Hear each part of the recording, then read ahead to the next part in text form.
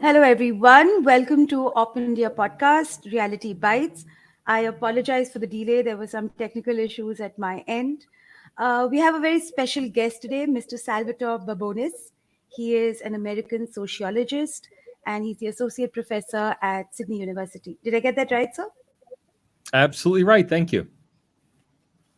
All right, great. So, Mr. Babonis has recently shot to fame in India, given his statements at India Today Conclave, where he spoke about the global rankings and how they are skewed against Indian interests. He also spoke about how perhaps Indian intellectuals are to be attributed for this skewed perspective globally as far as the rankings are concerned. We'll talk more about that. But Mr. Babonis, I would like to talk about how this whirlwind experience in India has been for you. So, It has been can a you tell whirlwind. us about? Yeah, I'm sure it has. We are a flamboyant lot. But can you tell me how the India Today interview came to be? How were you invited to the conclave? What was the brief given to you, and how was that experience? India Today reached out a couple weeks before the conclave to ask me if I'd be willing to visit. And it was the first invitation to India that I accepted. Of course, writing a paper about Indian democracy and its misrepresentation in the global rankings, I was very aware of the potential that this paper could be used for political purposes. And I was very concerned not to accept any invitations that might be politically motivated. And I felt very confident that India Today was a centrist news organization, highly reputable, not associated strongly with any particular political party. And I thought, oh, all right, that is a safe place where I can present my views without having to worry that my views are going to be mobilized by any particular group in India for their own purposes. And I have to say, I was very pleased with the way India Today treated it, with a high level of professionalism. And it all really worked out, well, far better than I could have expected, but certainly with no surprises and no problems other than the surprise of being so well received. Excellent. So, you are an American academician. You work in Australia. So, I'm interested to know how you got interested in India and Indian democracy, particularly, because I don't see a lot of Americans trying to understand the nuances of what a diverse country like India is. So, how did you really get interested in India? I'm a quantitative comparative sociologist. I don't have any long-term particular expertise on or interest in India. I came to India from a study of democracy in middle-income countries. I was originally focused on economic development in middle-income countries, and I published several books and also a methodological book on development in middle-income countries. And I originally thought I would come to India with the same perspective, that I was primarily interested in the growth story in India. I quickly realized, though, that the big, impressive, unknown aspect of India's growth was not the economic side of it. It was the political side of it. It was the institutionalization, the firm institutionalization of democratic institutions in India in an environment where, most of the countries I study are a rogues gallery of dictators. I mean, when you study the middle income portion of the world, you study countries like, well, I spent a decade studying Russia and East Central Europe, places like Russia and Ukraine and Belarus. And then I spent Kazakhstan. And then I spent a decade studying China and being highly focused on the Chinese economy and governance and institutions in China. And of course, the rest of the middle income tier of the world is okay, somewhat better. The Brazils, the Mexicos of the world, but not, they don't strikingly resemble what we see in the liberal democratic world of North America, Western Europe, and the fringe of East Asia, or the settler colonies like Australia and New Zealand. When I came to studying India, I was really surprised to find a well-functioning, well-institutionalized liberal democracy. And I say surprised because before I really focused on India, I had not really heard that. I mean, of course, I knew that India had elections, but I had heard the same rhetoric about India being a failed democracy of some kind, or a second-rate democracy, or an electoral autocracy, or a Hindu nationalist state. I'd heard all of these accusations. And before I started studying India myself, I had no reason to question these. That is, I had seen the operation of democracy in other middle-income countries. India was relatively poor. That is not even quite a middle-income country, but at the time I first started studying India, a country of about $1,500 GDP per capita. That's, today a little over 2,000, but still on a par with, say, Nigeria. That is, we're not talking, India is nowhere near as wealthy in GDP per capita terms as even Brazil or Mexico. So I really hadn't expected to find such a high quality democracy in India. And that's what led me to shift my research focus about 2.5 years ago, 3 years ago. It was really in early 2020 that I shifted from studying India as an economy and as a developing economy to studying India as a democracy. For the last 3 years, I've been pretty intensively studying Indian democracy, but not really the culture, not the society. I don't speak Indian languages. The first time I went to India was for the India Today conclave. I had never visited India, not even to change planes.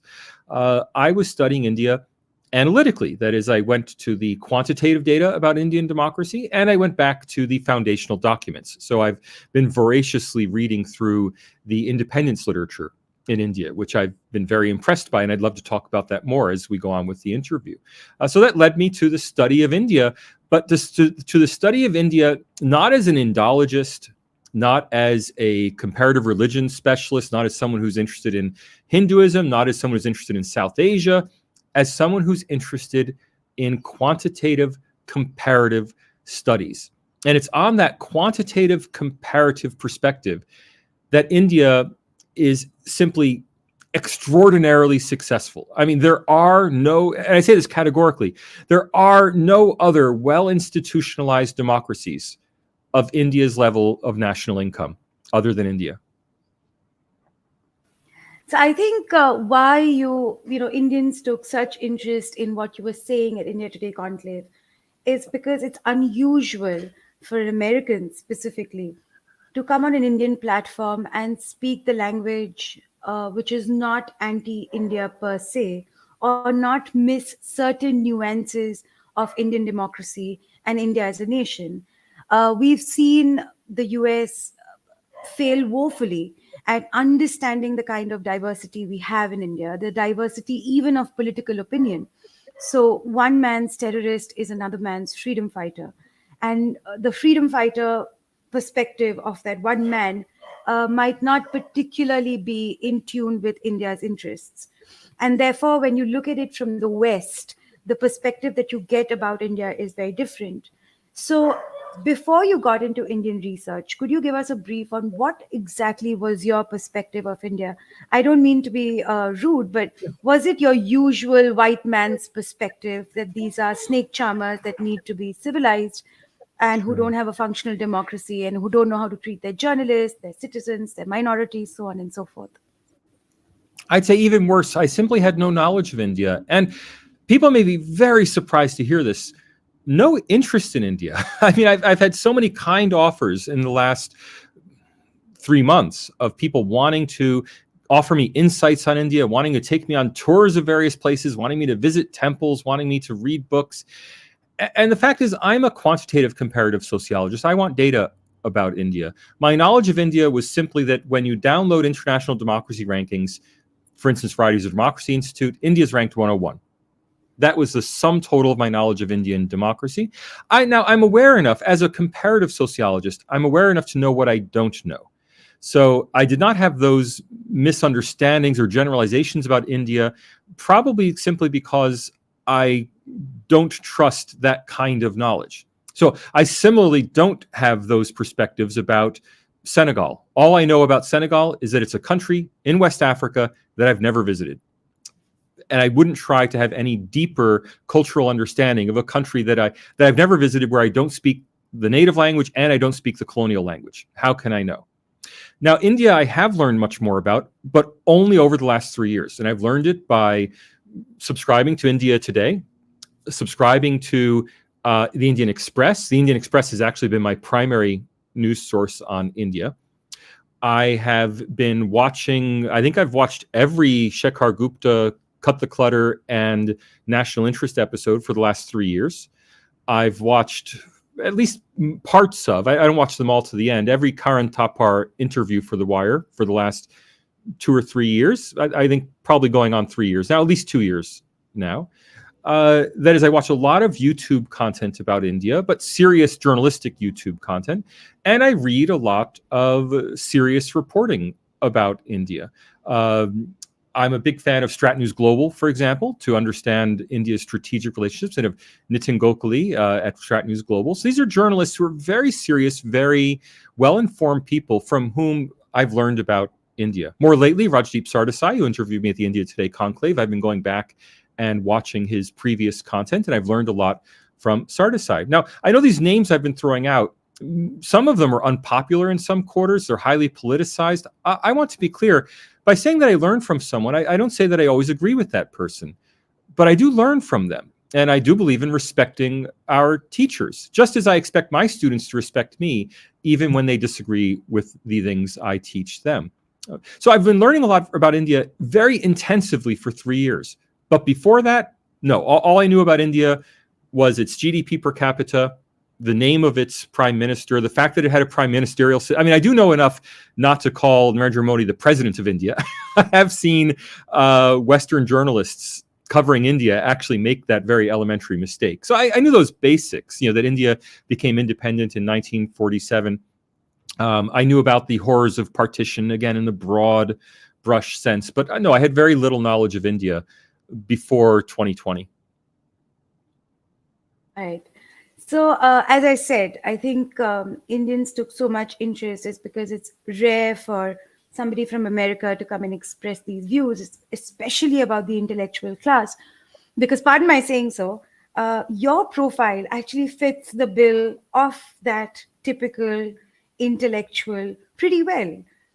You are one of those intellectuals that India would be ordinarily wary of. So your views took Indians by surprise. Now, I'm just interested and just curious, after the India Today conclave, was there any conversation about your views, how you might have stirred the hornet's nest a little bit? Did Rajdeep come and say something to you that, the audience might like to know? Because Rajdeep invokes a lot of interest in everybody in India, positive and negative. So did he say something to you perhaps after you aired your views at the conclave? No, Rajdeep was very civil. I won't say that he was warm, that he wasn't a friendly person towards me, but we're not friends. I would not have particularly expected that. So I couldn't call him an effusive or a friendly person, but a highly professional person, absolutely.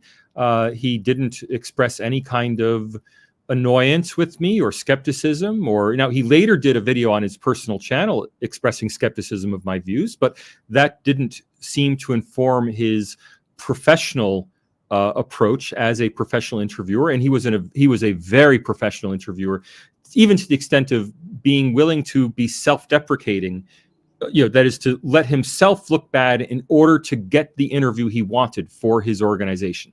He was an exceptionally effective interviewer, and that showed in the fact that it was Rajdeep Sardesai's interview of Salvatore Babones that went viral all over India. It wasn't my previous work. I mean, I've given interviews before I met Rajdeep, before I was invited to India Today. My main work on Indian democracy was in the democracy rankings was published in August. There was plenty of time for people to talk to me before then. So all credit to Rajdeep for being a highly professional interviewer. He was professional towards me. His mother who was at the conclave, was effusively warm. She's a sociologist, and she was very embracing, took tons of selfies with me. So, this kind of narrative that I have been vilified by India's intellectual class, I really want to fight back against that. There have been clearly people on Twitter, and I'm sure we'll talk about the news laundry folk, but they are not representative, broadly speaking, of India's intellectual class. I mean, I've received a very warm welcome from all the editors at India Today. I received a very warm welcome from Shekhar Gupta, who took me on a tour of the offices of the print.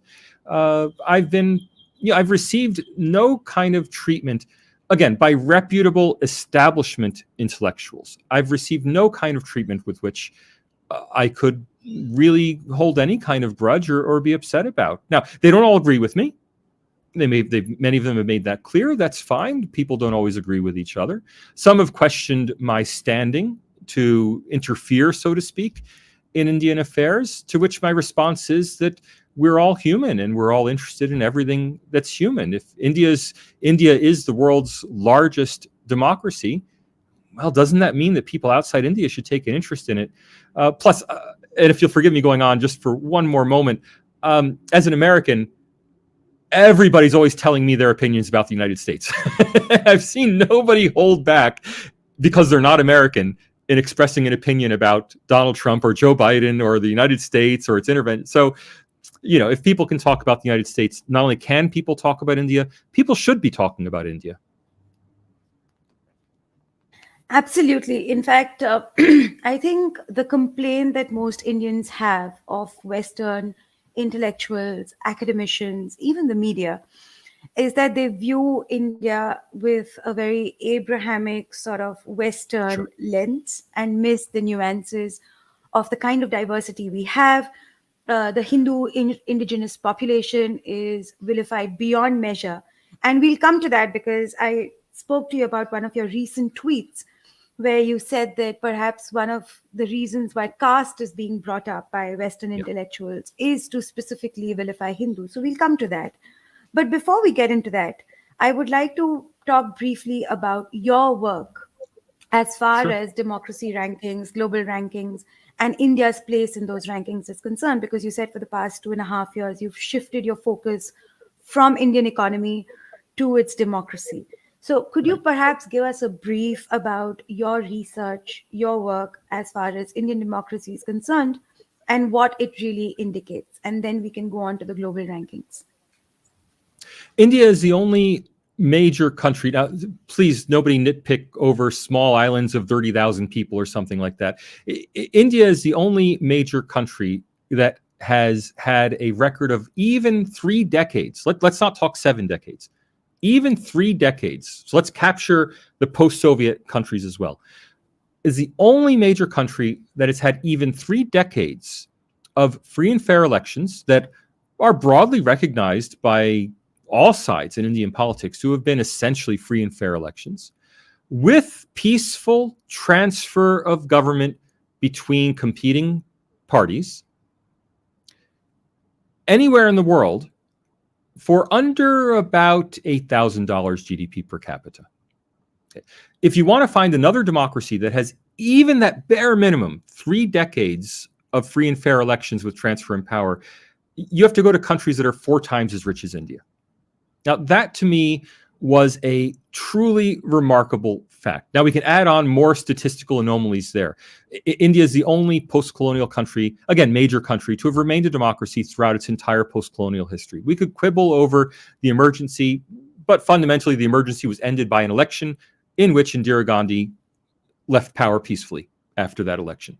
Okay. India is the only country in Eurasia between South Korea on one side and Israel on the other to have a well-institutionalized record of democratic elections. Okay. It probably is the only country, again, in Eurasia between South Korea on one side and Israel on the other to have well-institutionalized rule of law. That means an independent court system where people respect the decisions of the court, where even the government has historically accepted the opinions of the court, despite the fact that India's Supreme Court claims much more extensive powers of oversight and interference than, as far as I'm aware, any other Supreme Court in the world. Comparative jurisprudence scholars may quibble with me on that, but it's certainly one of the most extreme courts in claiming its authority over the breadth of its authority, even to be able to nullify constitutional amendments. I don't know of any other Supreme Court that claims that authority. So given this, that India is such an extraordinarily successful liberal democracy, and I emphasize that word liberal. I know not all Indians are liberal. I know many Indians feel that India should not be judged by the standards of liberal democracies. They have a right to that opinion. I'm a liberal intellectual. I judge countries on the basis of their liberal democracy, not on the basis of some other, national idea of democracy, a special Indic democracy, a civilization state. Others are welcome to those interpretations. That's not where I come to it. I'm studying India as a liberal democracy. India is such an extraordinarily successful liberal democracy that I felt it needed to be studied. And again, extraordinarily doesn't just mean highly. It means extraordinary. Ordinarily, we would expect a country of $2,000 GDP per capita, if it's a democracy, to have a kind of a iffy democracy like perhaps Pakistan's or Bangladesh's. Okay, most countries with $2,000 GDP per capita are not democracies at all. Most post-colonial states are not democracies at all.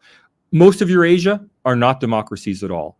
Most countries of India's profile do not have an independent judiciary. It's very rare. So the fact that India meets all of these criteria, to me, was reason enough to study India and reason enough why I wanted to tell others about India. It really is an extraordinary case.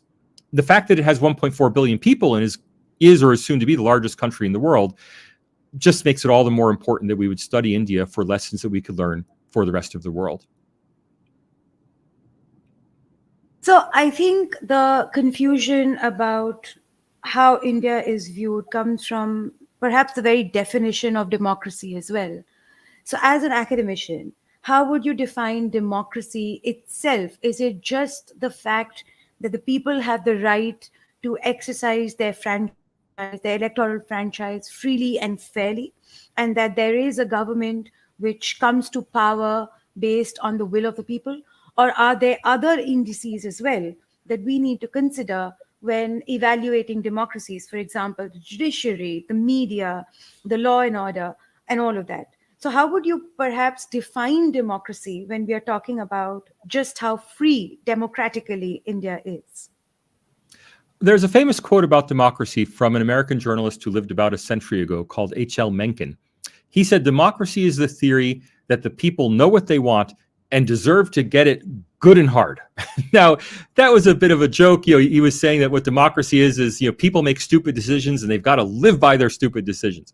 But in a way that captures the spirit of democracy. I mean, if we go back to ancient Athens, the fount of democracy for Western scholars like me, we see a democracy in ancient Athens that twice voted to commit genocide against islands it had conquered, that took extraordinarily self-destructive measures out of its own greed. Those are the characteristics of a democracy. And that's why Aristotle actually considered democracy a quote-unquote degenerate form of government. Both Aristotle and Plato were very opposed to democracy. Now, I'd like to qualify, the democracy is, do people get what they want? Can they replace their leaders? If the Indian, now right now, Mr. Narendra Modi has an approval rating of 79%. If the Indian people by 2024 have decided they thoroughly dislike Narendra Modi, can they replace him? And everyone's answer seems to be yes. If they want to, they don't want to, but if they wanted to, they could. So India is a democracy. There's no doubt about that. The real question is, what is a liberal democracy? That's where we have much more debate. So when people say that a democracy is not a true democracy if it doesn't have a free press, what they really mean by that is a democracy is not a liberal democracy unless it has a free press. And I would argue that a liberal democracy is necessary for the long-term maintenance of democracy. That is, if you have an illiberal democracy, for example, what the Hungarian president says he wants for Hungary, or what we see in Russia, if you have an illiberal democracy, over time it will cease to be a democracy. That is, over time, if you don't have liberal institutions, a democracy will not have free and fair elections, even if it does right now.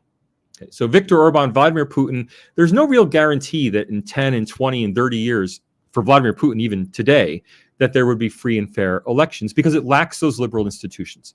Now, we debate endlessly what institutions are necessary in order to call a country a liberal democracy.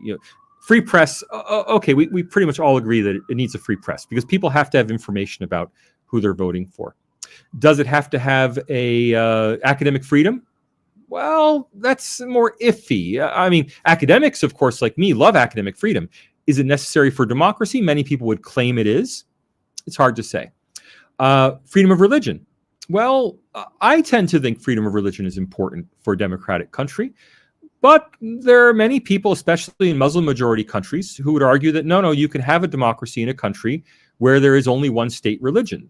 Bangladesh or Indonesia being prime cases in point, that you could have a country without freedom of religion, but that does have some kind of democratic institutions.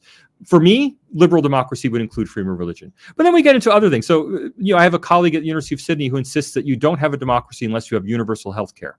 Well, I think that's a stretch. Universal health care may be desirable in its own right, but I think the connection between universal health care as a desirable thing and universal health care being necessary for the proper functioning of democracy, that connection is so tenuous as really, it's so remote that it can't be considered credible. So we have this scale, like everyone agrees a free press is necessary for a liberal democracy. Very few people would go so far as to say universal health care is necessary. VDEM does on some of its, sub-indices, you have to have universal health care in order to qualify as democratic. On some of, not the electoral democracy index from VDEM, but on some of the indices from VDEM. So these are questions. But broadly speaking, I embrace the idea that liberal democracy is not just a form of democracy, it's the fundamental form of democracy. And if your democracy is illiberal, I think ultimately it won't be a democracy. Perfect. So I think one of the indices where India has got most grief is freedom of press. I think largely, by and large, everybody agrees that we have a free, independent judiciary, that we have laws which function, a law enforcement system that functions, except certain controversial sections like perhaps the UAPA or sedition, which is a constant debate in India and abroad and within the Indian populace as well. But I think the one indices that India has been browbeaten the most is freedom of press. Right. And freedom of press has been a contention, particularly after Prime Minister Narendra Modi came to power. I personally believe, full disclosure of my bias, my very existence is because I'm anti-established media, because I believe that their bias against certain sections of the Indian society leads them to either not report certain incidents or report certain incidents with a slant that either shows India negatively or specifically Hindus negatively. So that is my bias declaration. But I do think that media has been in conversation globally as far as India is concerned. Now, I was looking at the Reporters Without Borders report on survey on how free Indian media is. And we were placed even below Hong Kong, where China's authoritarian regime will not let reporters report absolutely anything. And we'll get into the methodology and what cases did they pick up to paint India as a country with no freedom of the press. But I'm sure you have gone through the report by Reporters Without Borders. What are your initial thoughts on how they placed India? Reporters Without Borders, or sometimes known by its French name, Reporters Sans Frontières, RSF, has a methodology for its understanding of the press. It's very similar to what, for example, Varieties of Democracy Institute does for democracy, which is to say they mainly survey their own colleagues, that is, reporters and editors in the countries that they are studying. And that's almost inevitable, because how can you really know about press freedom in 150, 200 countries? You can only know by doing a survey. It's very difficult to have any objective measure. Now, so what we're really seeing when RSF ranks India below Hong Kong, we're not seeing a group of people at RSF in Paris making this evaluation based on some fact-finding mission they've sent out.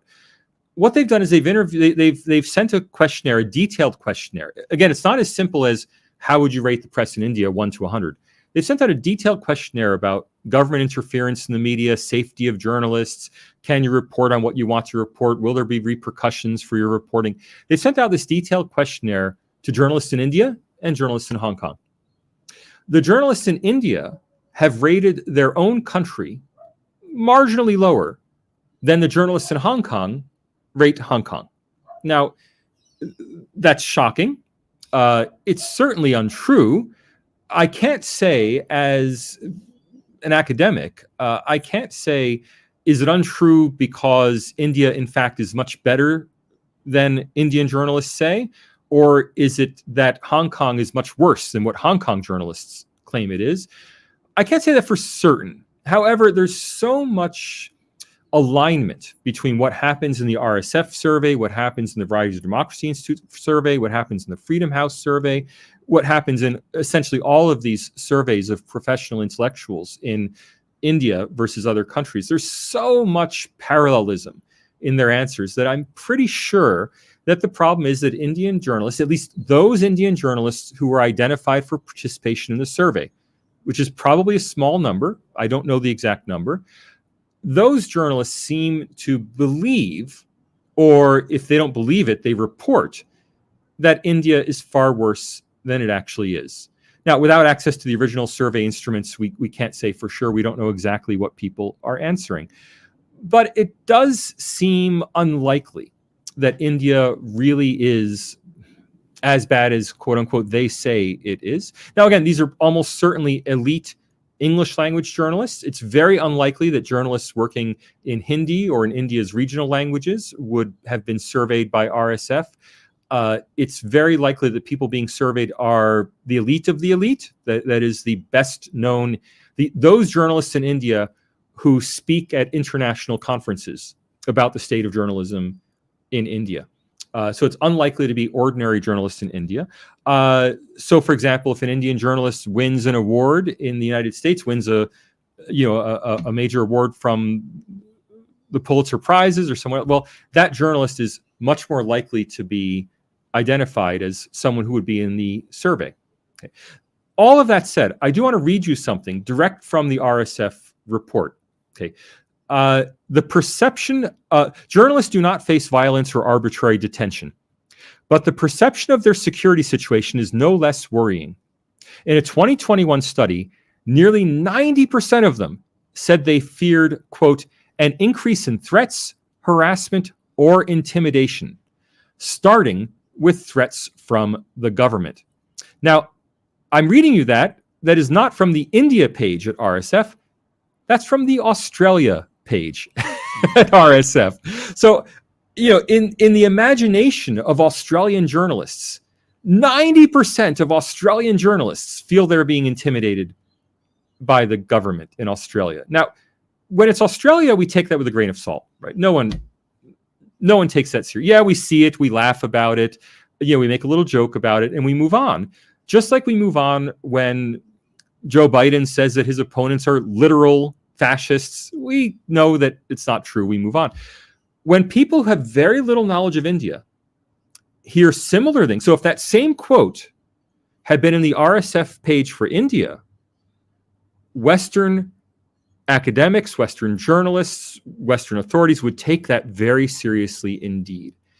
And I think that's the problem here, is that there's such a low level of information about India that we're willing to believe things that we wouldn't believe if it's about a country that's much more familiar to us. Absolutely, I agree with you. Now, looking at the methodology that RSF followed, it's quite funny. So the score is calculated on the basis of two components. One is a quantitative tally of abuses against journalists in connection with their work and against media outlets. And the second is a qualitative analysis of the situation in each country or territory based on the responses of press freedom specialists, including journalists, researchers, academics, and human rights defenders, to an RSF questionnaire available in 23 languages. Now, the problem here is that they also talk about mental abuse. Now, that just means that if you, for example, made the comments at the India Today conclave that you did, and I'm guessing you got a lot of brickbats and bouquets on social media. You got a lot of positive comments hailing you and lauding you for recognizing the malaise of the intellectual class. But I'm sure you also got a lot of abuse and a lot of trolling and a lot of negative comments about your views as far as India is concerned. Now, what RSF essentially says is that if we tally all the abuses that you got on Twitter, it will downgrade India's ranking as far as academic freedom is concerned because you were trolled on social media, which may or may not have ended up, affecting your mental health and Sure. mental stability. Now, these are extremely, far-fetched and arbitrary indices that RSF seems to follow. Now, RSF also considers any legitimate legal action against a journalist or against a media house as the country being authoritarian towards media outlets. So, for example, if a media outlet indulges in a financial fraud and there is legitimate legal investigation of that media outlet, RSF is going to consider that an authoritarian regime trying to suppress the freedom of the press. Now, what do you make of this arbitrary, outlandish uh, parameters that RSS seems to follow, where even comments on social media are considered a product of a country not being free for journalists? We all get trolled on social media. We all get abused on social media. Heck, if I go and put a full stop as a tweet, I'm sure there are going to be 100 comments that are abusing me.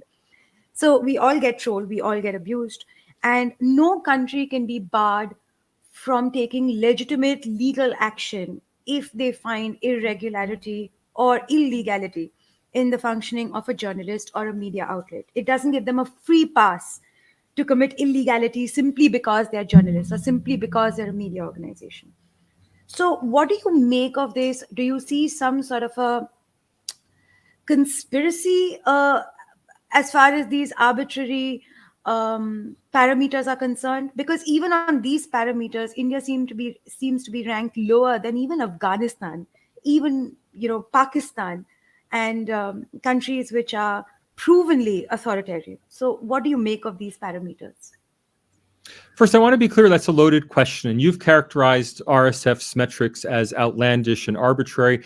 That's not my characterization of them. I think RSF is doing the best it can with a difficult methodological remit without an infinite amount of money, and it is representing, broadly speaking, the interests of journalists. So let me instead give a little lecture in return on research methodology, because I am someone who's published on measurement theory. I've point over there to my 4-volume set of collection of articles on that I've edited on measurement theory in the social sciences. And I came to studying India through a study of the rankings as a measurement theorist, not as a student of India. Okay. So when we talk about measurement, we always have two questions about measurement.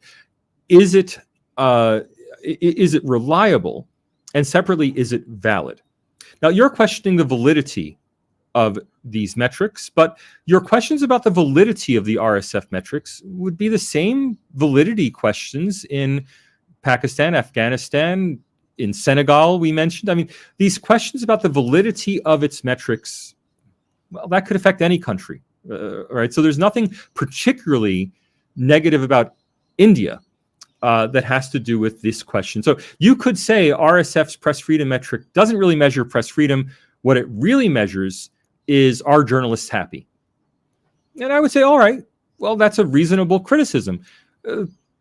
But still, it measures, are journalists happy? And journalists seem unhappy in India. Okay, the second way we can look at a measurement, besides reliability, besides validity, is reliability. Is it a reliable measure? Now, that means, is it accurately reflecting what Indian journalists, and let's be clear, elite English language Indian journalists. Okay, so we're not talking about local journalists who are doing a beat reporting of a crime scene in a small city in regional India. We're talking about the elite English language national discourse journalists. Do the RSF surveys accurately reflect their views of press freedom? Now, from what I've seen of complaints about press freedom in India's own English language media, in venues like the Indian Express, I have to say that it does seem to reliably reflect the sorts of opinions about press freedom in India that I've seen expressed in top English language media outlets in India, establishment media outlets, and that I've seen reflected in the reports of prominent NGOs. in India. There's prominent international human rights watches, the prominent NGOs of the world. So I'm not blaming RSF. If RSF, first of all, if it has an index that is disproportionately weighted to the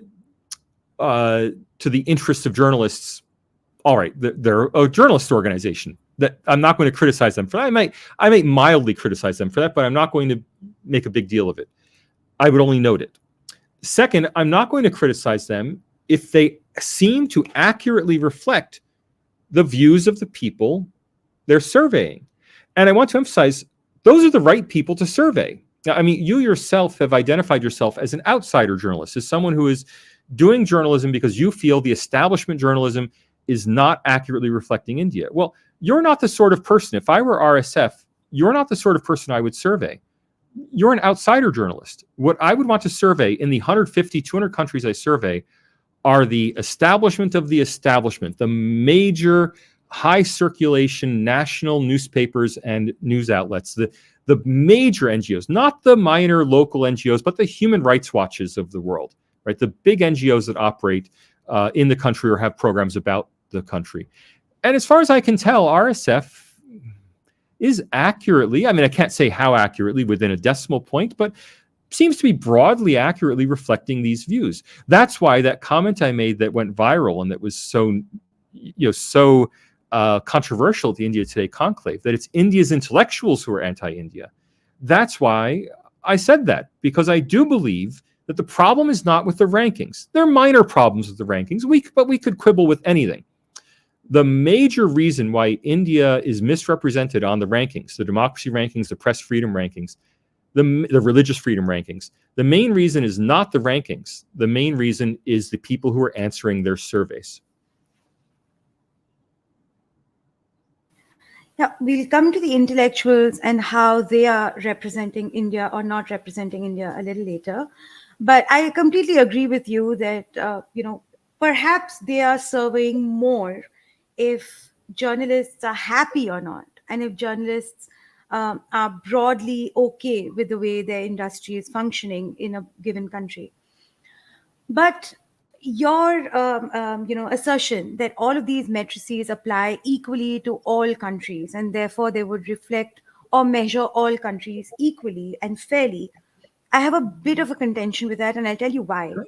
So in the RSS survey, for example, they give an example of several cases which they have considered as the benchmark to evaluate what is happening to journalists. Now, they mention 14 journalists who were imprisoned in India, and they mention 5 journalists who were killed. Now, I'll start with the journalists who were killed because I find that categorization extremely strange, and I don't really know how they came up with it. So I'll discuss these 5 cases briefly because it was mentioned on their website and in their survey. The first journalist they mention is Sulabh Srivastav. Now, Sulabh Srivastav died in Uttar Pradesh in June 2021. And while the police was exploring all possibilities and all angles, including murder by the liquor mafia, the initial probe indicated that he died due to an accident. So that's the first case where the journalist reportedly died because of an accident. The second case was Mr. Chenna. Now, according to their own report, they say that he was a reporter for local TV channel in the city of Andhra Pradesh, and he was killed when he went to meet a police officer. Now, Andhra Pradesh is a non-BJP ruled state. The third case is of Buddhinath Jha, and according to India Today, he died because there was a love triangle. So according to the police, during interrogation, one Purna Kaladevi confessed she was in love with Buddhinath Jha. However, one Pawan Kumar was in love with her, and therefore she went and killed Mr. Buddhinath Jha. The other case was of Mr. Rohit Kumar Bansal, and he was killed because he stepped on an IED device which was planted by Communist Party of India Marxist, CPIM, which the RSF wants to call rebels and not a terrorist organization as we commonly know them in India. The other one and the last one was Mr. Raman Kashyap. Now, this is the only legitimate case perhaps because he was killed during a conflict between the protesting farmers and a cavalcade of Mhm. BJP politicians. So, in these 5 cases, we have one accident, we have one murder because of a love triangle, we have one individual who died because he stepped on an IED planted by communists and not by Hindu nationalists. And we have one who died in conflict. Now, after all of this, after these are the cases that they have evaluated in their own report, they have gone on to vilify people like me, saying that, Godi media, which is basically a spin on lapdog media of the Modi government, do not want to acknowledge that media isn't free. They have vilified the millions and millions of people who voted for Mr. Narendra Modi and BJP, calling them bhakts, which is, something that they pejoratively call the voters of Narendra Modi because they feel Mhm. that they would blindly support everything that the prime minister does. And they have used a lot of this language, which clearly indicates that their intention was to vilify one set of people by using examples of journalists who died because of several other causes, not because Hindu nationalists were out with swords killing these journalists. In fact, in the list of the journalists who were incarcerated, there are journalists who had proven links to Islamic terrorist organization like the Hizbul Mujahideen. There were other journalists, so-called journalists, who were working for magazines that glorified Osama bin Laden. So I want Mhm. to understand if there is a specific bias against India because they seem to be picking up these cases and they seem to be exceeding their brief because they are deliberately vilifying millions and millions of people who exercise Yep. their electoral franchise. So let's turn the interview around a bit since you gave a very long answer more than a question. Um, what did the RSF report say about journalist deaths in Nigeria? I Who knows? haven't looked that up. No idea. Yeah. Right. So everything you've presented, correct or incorrect, I'm not denying what you've said is correct. A Nigerian, a journalist friendly to whoever the current party who is in charge in Nigeria is, may have the same complaint about Nigeria, for all we know. This is not an anti-India bias. It's a problem in the methodology. If you say this is a failure of methodology, that is that the RSF method is not valid, I would say it may not be valid. Is the methodology anti-India? Well, I have no reason to believe that all the same allegations are not made in Nigeria, and some journalist who was actually killed by her lover in Nigeria has been listed in the Nigerian report as I don't know, right? But the second question, the more important one I would have for you, that's the validity question. The reliability question is, do you think that the overall conclusion that RSF draws from these 5 cases you've mentioned, do you think that overall conclusion is one that would be shared by, let me pull 3 names out of a hat, Rajdeep Sardesai, Karan Thapar, and Rana Ayub? I mean, because there Absolutely. we have 3 award-winning, highly prominent English language journalists, and if they're now, we don't know if they're in the survey, but if you think that these highly awarded, highly lauded major establishment journalists in India would agree with the report, well, then I'm sorry, RSF's off the hook.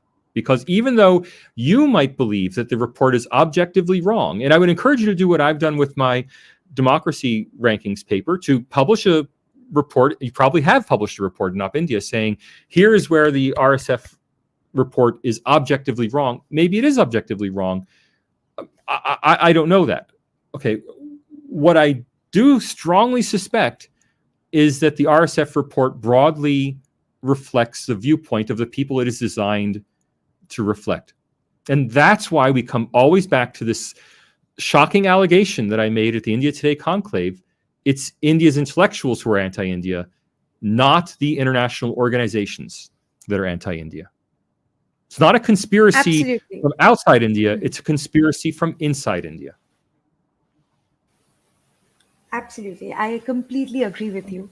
And that brings us beautifully discussing Indian intellectuals and their contribution in what Sure. the global image of India is. Now, who would you classify as an intellectual? Because all of these journalists who've been lauded, for example, Not the again. Ravish Kumar, who got the Magsaysay Award, for example. Now, Magsaysay was started by CIA operatives, right? The Freedom House democracy rating, for example, is funded by the US government. Yeah. It's one of the funders. So these organizations, another VDEM, for example, has George Soros as one of the funders. And Sure. George Soros vowed naming Narendra Modi as one of the leaders that he wants to pull down. So there are these foreign interferences that we see very often, whether it's the US government, whether it's the CIA, whether these billionaires like George Soros who have publicly pledged over $1 billion to pull down political leaders that he does not agree with, including Narendra Modi, named Narendra Modi specifically as well. So we have seen these foreign interferences. So my perhaps definition of an intellectual would be that anybody who this entire global left establishment seems to agree with.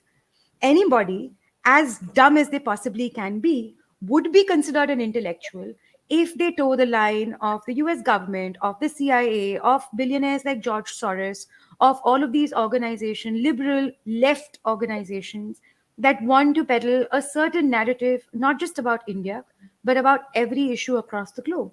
So, who would you consider an intellectual in this framework? For example, the intellectuals who are contributing to this image of India. So first, look, when we speak in ordinary language, we have interviews, we use words in ways that everyone knows what you mean. And I've had many debates over this. When I said Indian intellectuals are anti-India, and someone said, no, it's this or it's that. And I said, okay, put all of your qualifications and footnotes you want in it into 4 words and give me your 4-word version. And no one can give me a 4-word version. Everyone knows what I mean. I mean, everyone knows what I mean. Even people who disagree with what I'm saying fully understand what I mean and find ways they can pick at it, but they know what I mean when I say Indian intellectuals are anti-India. What I mean, if you want me to put the footnotes in, are establishment, national, English language, journalists, editors, think tank leaders, and academics who are professionally salaried to have these views and who win awards from establishment institutions, especially international establishment institutions, for their work in these fields. The intellectual, the English language intellectual elite, the kinds of people who are honored by awards at international conferences, by establishment conferences. Many people want to insert the word left. Left has nothing to do with it. I've seen there are 2 prominent Indian intellectuals who write, one for the Wall Street Journal, one for the Washington Post, and both of them have the same view. They write the columns on India for these 2 organizations, and both of them have very similar views on Narendra Modi and Indian democracy. In general, everyone knows what I mean when I say Indian intellectuals. Now, everyone wants to quibble with it because they think intellectual is a compliment, or they think, no, you can't call these people intellectuals because they're liars. Well, you can have your own personal view, but if you know what I mean, let's not argue over the language. Everyone knows what I mean when I say Indian intellectuals. All right. So now, why do you think, now the burning question that we've come, that I think you've been asked in every interview since your India Today Conclave talk, Sure. but why do you think these Indian intellectuals are anti-India? Now, just to clarify, I believe anybody who is globally considered an intellectual, not just from India, but from across the globe, is perhaps somebody who is willing to toe the establishment line. Now, whether that's the US establishment line, whether that is the George Soros line, it essentially toe the line of the individuals and the organizations who control the purse strings. That is my definition of an intellectual, not the literal definition, because I know that you've quibbled a lot about in your previous interview about the literal and all of those definitions. But Well, let's intellectuals tackle. let's tackle this before we go forward. I mean, I have Yeah. the book here, India That Is Bharat by Jai Sai Deepak. He's a wildly popular Indian writer. Okay. Jai Sai Deepak is very intellectual. He's very smart. He's highly educated. Is he a credentialed intellectual who is credentialed as a writer on social sciences and Indian democracy, who holds a professorship, let's say at JNU or Ashok University, to write on these topics and who wins international awards for writing on them? No, he's a Supreme Court lawyer who's extremely intelligent, who is an outsider criticizing the institutions from the outside. So, yes, he's very intellectual, but the intellectual class is not composed of people like him. The intellectual class are the very people he's attacking, or at least arguing with in many of these debates.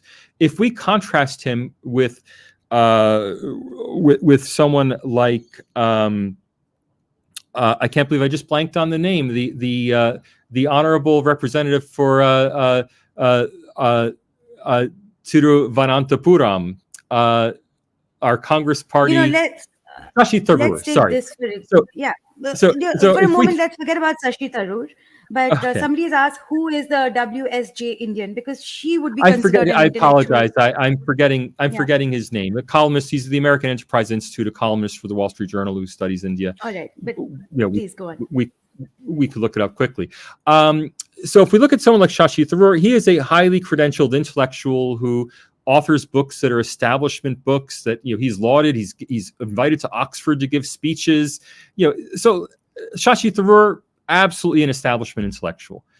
That's the contrast I'd like to make about intellectuals. And let's just get that out of the way. You know, Shashi Tharoor is an intellectual who's endorsed by the establishment as an intellectual.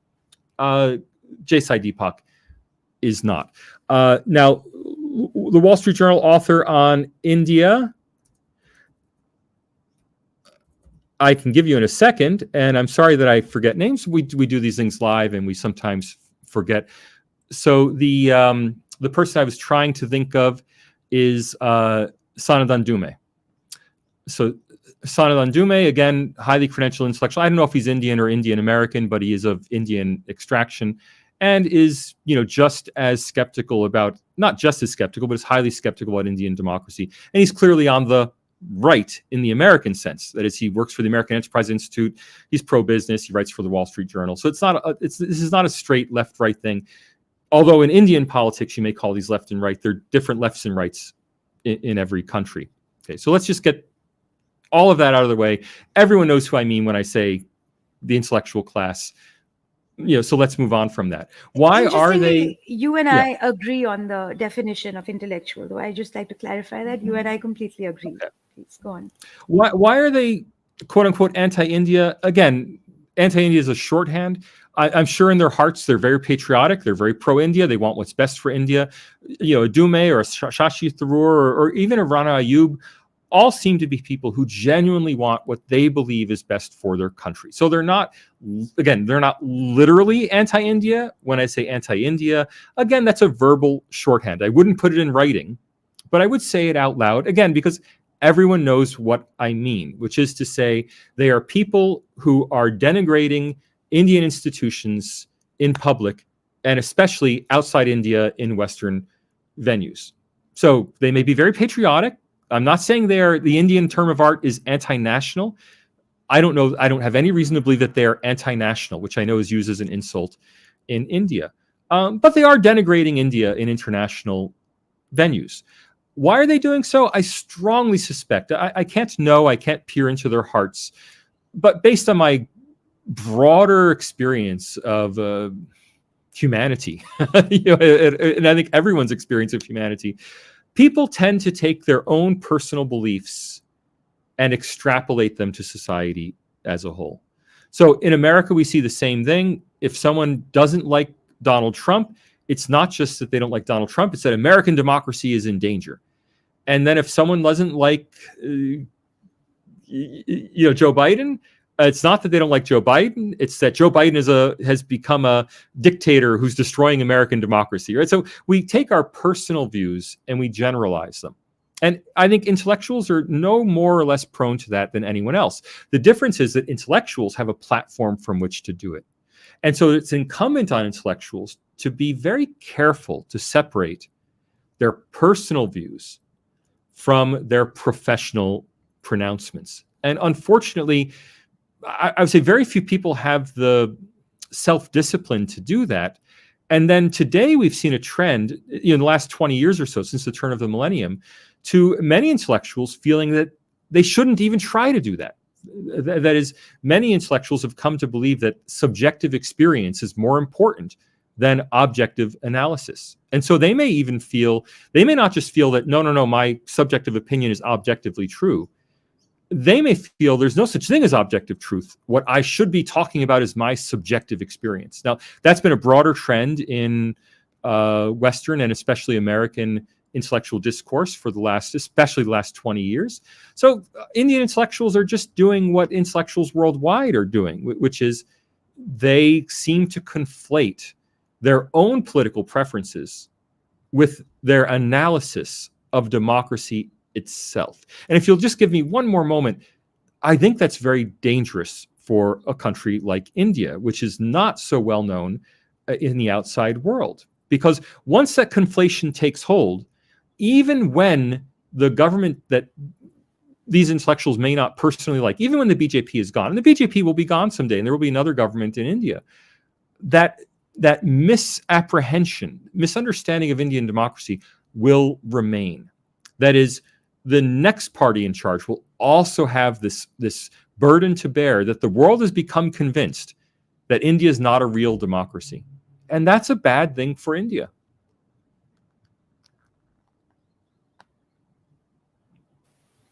Yeah, I absolutely agree with you. And, my view of whether the press is free or not comes from, surprisingly, what Noam Chomsky said. He described these filters to the media. And one of the filters was that, if there is an alternate viewpoint that does not agree with the established media, they are going to be vilified. And most of the news that the establishment does not agree with is not even going to make it to your newspapers and your news channels because of those who control the purse strings. So as far as I'm concerned, I don't think establishment media is ever free. Whether that reflects on India or not, I don't think so. I think it just reflects on those who hold the purse strings to what is being published and what is not being published.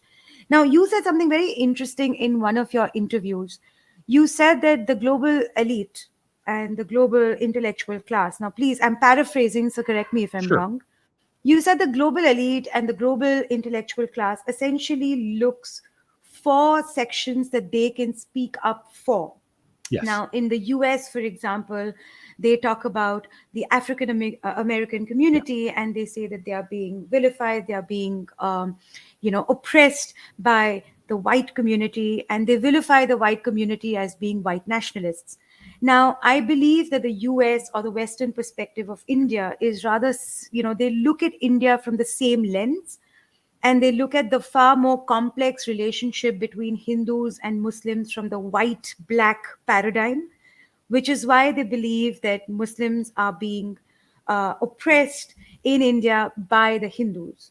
So what do you think of that as somebody who is an outsider to India and who is studying, for example, the partition horrors that even the Hindus went through?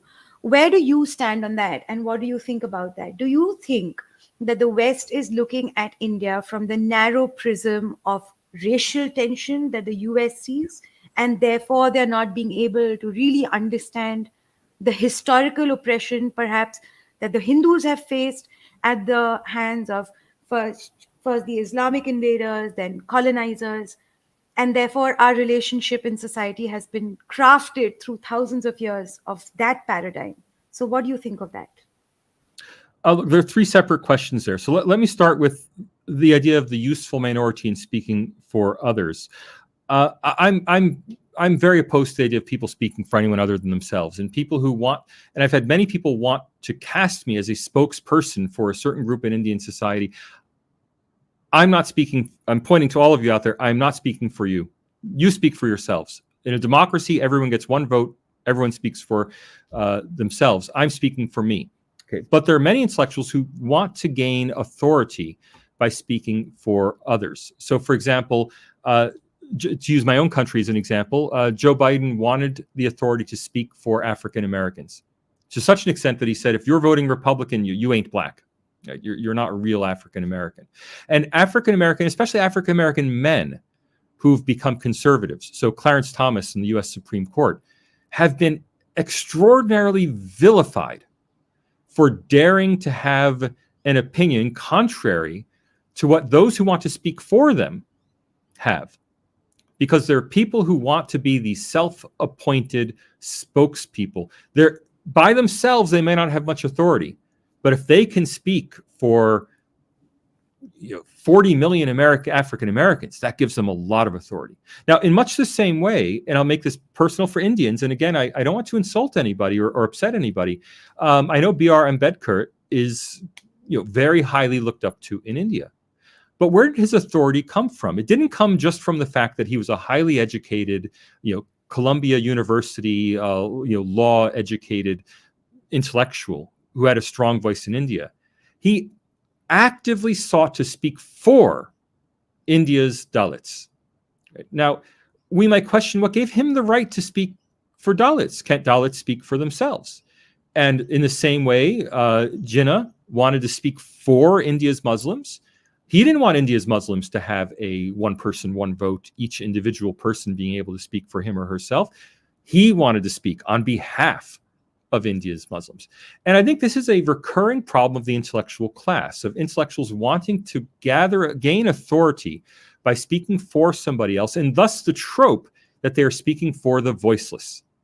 Now, in a non-democratic society, you might very well be speaking for the voiceless.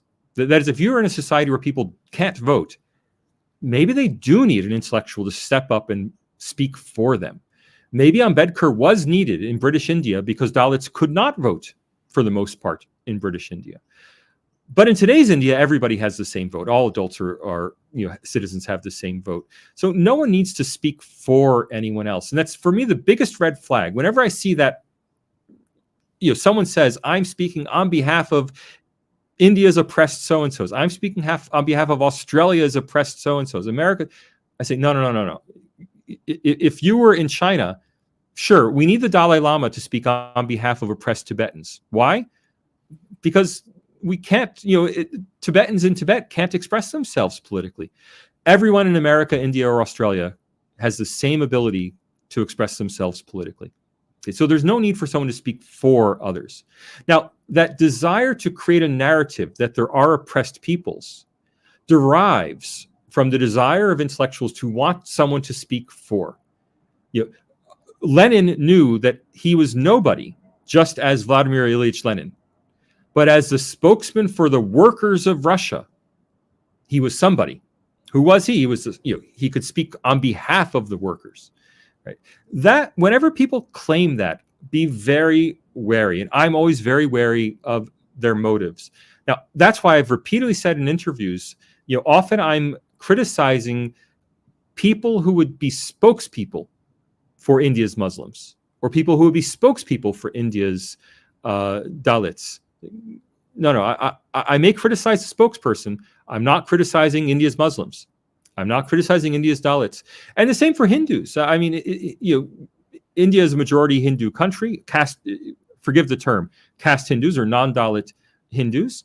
They can speak for themselves. They don't need spokespeople to defend them and to speak for them. As the majority in a democratic country, they can very well speak for themselves. Now, they may not have representatives in the media. And if people like you at Op India say that, well, there are too few religious Hindus in the media and we want to provide a religious Hindu voice, that's fine. But I would always be cautious if someone said, I want to speak for religious Hindus. I would say, well, did they elect you? Did you have an organized vote that appointed you the spokesperson? If not, you're speaking for yourself. Right. So, firstly, Dalits did have a vote. And Ambedkar did not speak for Dalits because they could not vote. It was pre-1947. I mean, pre 1947 in Right. British India, Right. yeah, it was a very Now, different environment. Yeah. again, so do you think that the intellectual class or the global elite looks for these victim classes and they keep Yeah. inducting new victim classes? It's either the African Americans in the US, the Yeah. Muslims in India, the LGBTQ community everywhere, the Zers of the Yeah. world's latest, the sections which fall under the Yeah. 56, 58 gender categories, so on and so forth. So, do you think the intellectual class actively looks for and actively inducts new victim classes as a self-serving mechanism to make themselves more important and make themselves appear to be the intellectual class in the global platform? The tragic irony is that intellectuals who want to speak on behalf of others require that those others be socially excluded and unable to speak for themselves. So, for example, let's use the example of homosexuals in Western countries like the United States or Australia. Homosexuals in the United States and Australia were socially excluded 50 years ago, 40 years ago, during the AIDS epidemic in the 1980s. There was extreme social exclusion of homosexuals. And there was a real need for spokespeople to speak for a community that was socially excluded because individual homosexuals were often afraid to speak for themselves as homosexuals because of the vilification that they would suffer. Okay. As homosexuals have come to be accepted into the mainstream of American and Australian and Western society, they're no longer socially excluded. And that's why we've seen this bizarre shift towards the same people who used to want to speak for homosexuals now wanting to speak for transsexuals.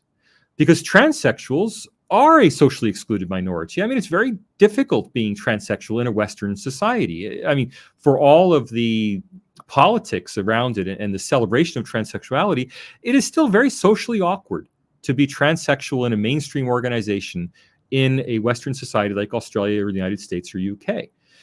As a result, the same groups that used to try to speak on behalf of homosexuals now try to speak on behalf of transsexuals. And in many cases, homosexuals have been vilified as being elements of conservative society. So we've seen the bizarre situation in the UK that the main transsexual representative organization is vilifying the main homosexual representative organization and trying to have their charity status revoked for supposed transphobia. Now, this process of seeking a victim is not to say that the victims aren't there. I mean, transsexuals are highly discriminated against. African Americans continue to face forms of discrimination in the United States. Aboriginal Australians continue to face forms of discrimination in Australia. Native Americans continue to face forms of discrimination in the U.S. It's not to say that there's no reality to the underlying discrimination. And it may be true. I'm not an expert on caste in India. It may be true that Dalits face discrimination in India. It may be true that they face discrimination in Silicon Valley. I don't know. I'm not making any judgment on the reality of those claims. However, I find it very, very remarkable that Ivy League universities like Brown University, recently Suhag Shukla of the Hindu American Foundation wrote an op-ed on this in the Wall Street Journal just this week, that Brown University is now identifying Dalits as a protected category under its anti-discrimination rules. Now, why are they doing so? It doesn't seem like they're doing so because there has been Dalit student agitation demanding protection against actual forms of discrimination. Again, I want to be very careful. I'm not saying there's no discrimination. I have no evidence either way. But Brown University has presented no evidence of discrimination. They've said they have not received a single complaint. So why are they doing this? They're doing it because a group of people would like to speak on behalf of Dalits. At least this is my own inference. Would like to speak on behalf of Dalits, and to be able to speak on behalf of Dalits, they have to create the protected category. That's a real problem, not just for society. It's a problem for those socially excluded groups, because those socially excluded groups are only useful to their intellectual spokespeople if they remain socially excluded. So in the US, where African Americans and non-African Americans intermarry at a very high rate, in Australia, where Aboriginal Australians and non-Aboriginal Australians married at a very high rate, that's a real problem for the intellectual class who want to speak for African Americans and Indigenous Australians, because their group is no longer socially excluded. I mean, in Australia, I forget how many, but there are more than 10, I forget the exact number, Indigenous members of Parliament. So we're having a big national debate now over an Indigenous voice to Parliament, yet the Indigenous members of Parliament are saying, I'm Indigenous, why don't you listen to me? I've been elected a member of Parliament. And there's this same tension, I suspect, with caste in India, with Islam in India. So there are a group of people who, not only intellectuals, both intellectuals and imams.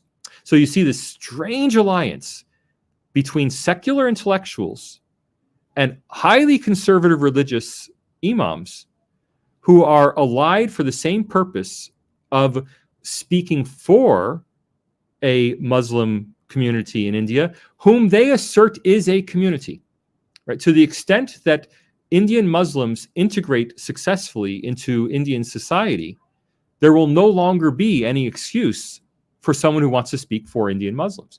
And I find this very interesting. As a liberal intellectual myself, as a liberal academic, I find it very provocative that liberal opinion in India and among academics who study India, liberal opinion seems to favor the separation of Muslims in India as a special bloc who should vote separately. That is, Muslims should vote for Muslim candidates to be represented as Muslims, when the liberal answer, and I stress the liberal answer, not the Hindu nationalist answer, not the right-wing answer, not the liberal answer, is that Muslims in India should vote as people, just as Hindus in India vote as people, and that a Hindu can represent a Muslim just as much, and I want to emphasize this, just as much as a Muslim can represent Hindus, because they're not being represented as a Muslim or as a Hindu. We have a true liberal democracy when they're simply represented as voters. No, I completely agree with you, even though the realities might be extremely different, given the kind of radicalization that we've seen in India, which is on a growing trajectory. But again, Yeah. I won't burden you. The question is the goal. The question is the yeah. ideal, not the reality. Absolutely. But I won't burden you with the discussion on the nuances of that, because I don't expect you to know everything there is to know about the current situation of radicalization in India. But I do want to ask you, given that you classify yourself as a liberal intellectual, we have seen this propensity of liberal intellectuals to talk for Muslims in India, essentially saying that they are oppressed. And a lot of the evidence towards this argument is concocted or misrepresented, according to me, in my opinion. Now, why do we not see the same kind of zeal to talk about Hindus who are historically oppressed by the Islamic class? We've seen during the Islamic invasion, we've seen conversions, we've seen temples being razed to the ground, we've seen rampant beheadings. For example, Samuel Paty in France becomes a global name when he was beheaded and murdered by Islamic radicals. But a Kanhaiya Lal in India is not even spoken about at the global platform. And when people like me or platforms like Op India or the average Hindu who talks about these issues now, thanks to social media, bring up such issues, they are essentially told that they are promoting Islamophobia and they're promoting the oppression of Muslims by talking about radical Muslims murdering Hindus. So why do you think there is this iffiness of the liberal intellectual class to talk about how Hindus are being murdered, how Hindus are being beheaded in religiously motivated crimes by Islamic radicals? And intertwined with that question is a follow-up question on your tweet, where, for example, you said that caste is being brought up over and over again by the West and by the intellectual class to vilify Hindus, because caste is not the only oppressive paradigm that we've seen across the globe. So in both these cases, we see that Hindus are simply a group that cannot be a victim in the eyes of the liberal intelligentsia? Why do you think that is? First, when you talk about historical crimes, I think no one reasonable. I'll make that qualification. I'm leaving Audrey Truschke out here. I'm leaving other notorious people out here. No one reasonable would say that Hindus have not been historically oppressed by Muslims. All you have to do is look to Indonesia and Malaysia, which were Hindu societies until just no one knows 700-800 years ago. I mean, maybe even 600 years ago, which are now majority Muslim societies, and not because of peaceful spread of religion, but because of primarily forced conversion. Okay, so we've seen a lot of violence against Hindus at the hands of Muslims historically. That said, I have not seen or heard much evidence that there is current day Muslim repression of Hindus in India. Maybe there is evidence that I haven't seen, but Hindus seem to be dominant in Indian politics. Hindus seem to be dominant in most Indian institutions. Mr. Babones, there's a lot of evidence to suggest that there is a lot of radical Islamic crimes against Hindus. In Random fact, acts of violence are not oppression. No, it's not random acts of violence. It is organized criminal syndicates which are religiously motivated. Yeah. And you said Hindus the key on a word. regular basis. You said the key word, criminal. Okay, they are criminal syndicates. They are religiously motivated. Islamic religiously motivated. But now, again, the I don't want to get into criminal. Look, but this again, because when we talk about oppression, yeah, oppression is a different word from violence. Okay, repression implies an institutional participation of the state. That happened in the past. I mean, there was severe institutional repression of Hindus under Mughal emperors. There was modest institutional repression of Hindus under British rule. I think it's just, first of all, I think it's just going too far to say that there's continuing institutional oppression of Hindus in today's India. Second, I really caution you and other Hindus who've talked about, I assume you're Hindu, by the way, I don't actually know, that I caution Hindus who've picked up this narrative against participation in what you might call the oppression Olympics. What I've seen has been systematic anti-Hindu activism around the world, to some extent in India, but especially in Western institutions dealing with India. But anti-Hinduism and Hinduphobia and oppression are not all the same thing. Oppression implies state participation. Hinduphobia implies fear of the other. So like homophobia is fear of homosexual people who might spread AIDS to the majority community. I don't see any official oppression of Hindus in India. Again, there might be some town somewhere, but systematic official oppression of Hindus. And I don't see any widespread fear of Hindus in India or in the outside world. Now, there has been anti-Hinduism on the model of anti-Semitism. That is, there have been groups, especially among international Islamist organizations, especially among some elements of Western academia and South Asian studies and peace and conflict studies, who seem to have an anti-Hindu agenda. But I really want to stress that in my view, and I admit this is not exactly my area of expertise, but I really want to stress that terrorism against Hindus conducted by a local Islamist organization in the Malabar coast is not of the same character as Brown University implementing policies that are meant to stigmatize Hindus. These are very different phenomena that aren't fundamentally connected. What do you see as more dangerous for Hindus? And I ask, as a Hindu myself, do you see the local Islamist group committing beheadings, rape, and murder of Hindus in a religiously motivated manner as a more dangerous phenomena? Or do you consider Brown University their anti-Hindu activism and the narrative, the anti-Hindu narrative and the Hindu phobia that is spreading in the Western countries as far more dangerous for Hindus? What do you think is more dangerous?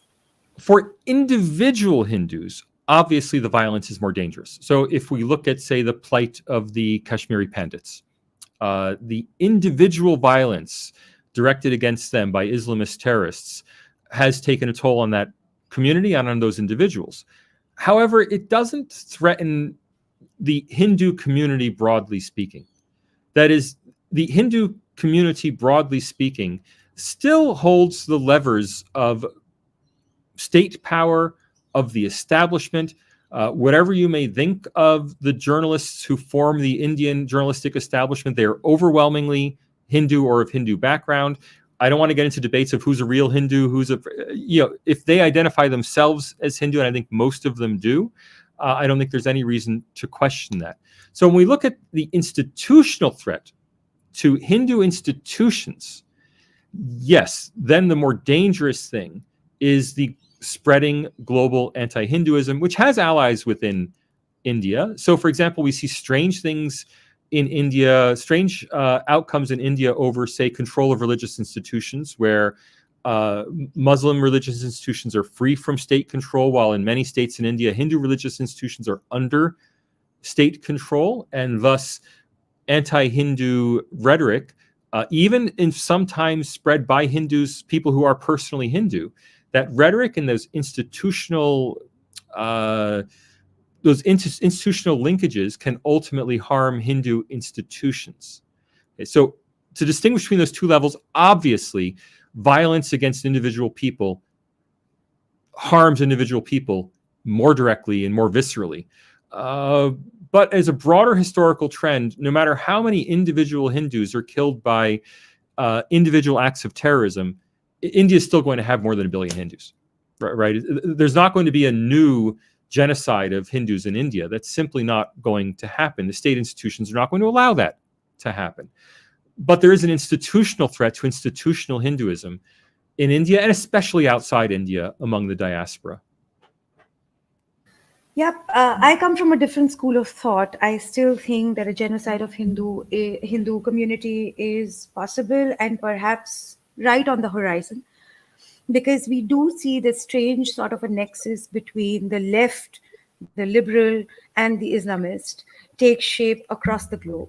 And also states are predisposed to bending to a violent minority as compared to a peaceful majority. But that is the subject of a different discussion. Now, let me ask you, do you think Yeah. Narendra Modi will win the 2024 election?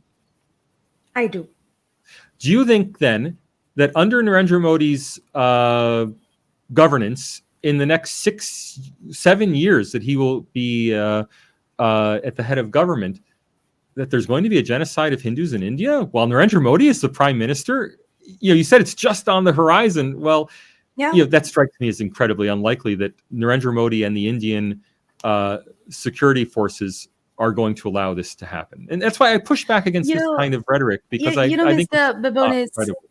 I come from the school of thought, and I do genuinely believe that regardless of the party in power, regardless of the political party in power, or regardless of the politician in power, I am a massive supporter of Mr. Narendra Modi. I have made no qualms or no secret about that. However, regardless of the party in power, the state is going to be predisposed to go soft on a violent minority as opposed to a peaceful majority. And therefore, regardless of the party in power, I do feel that a peaceful majority is far more at a threat of either state oppression, random acts of violence, or even genocide as compared to a violent minority. Because there are 10 people with guns, but there are 100 people without a weapon.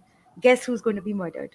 So I do feel that regardless of the political power, a political party in power, Hindus do have the short end of the stick, even in India, where we are an overwhelming majority.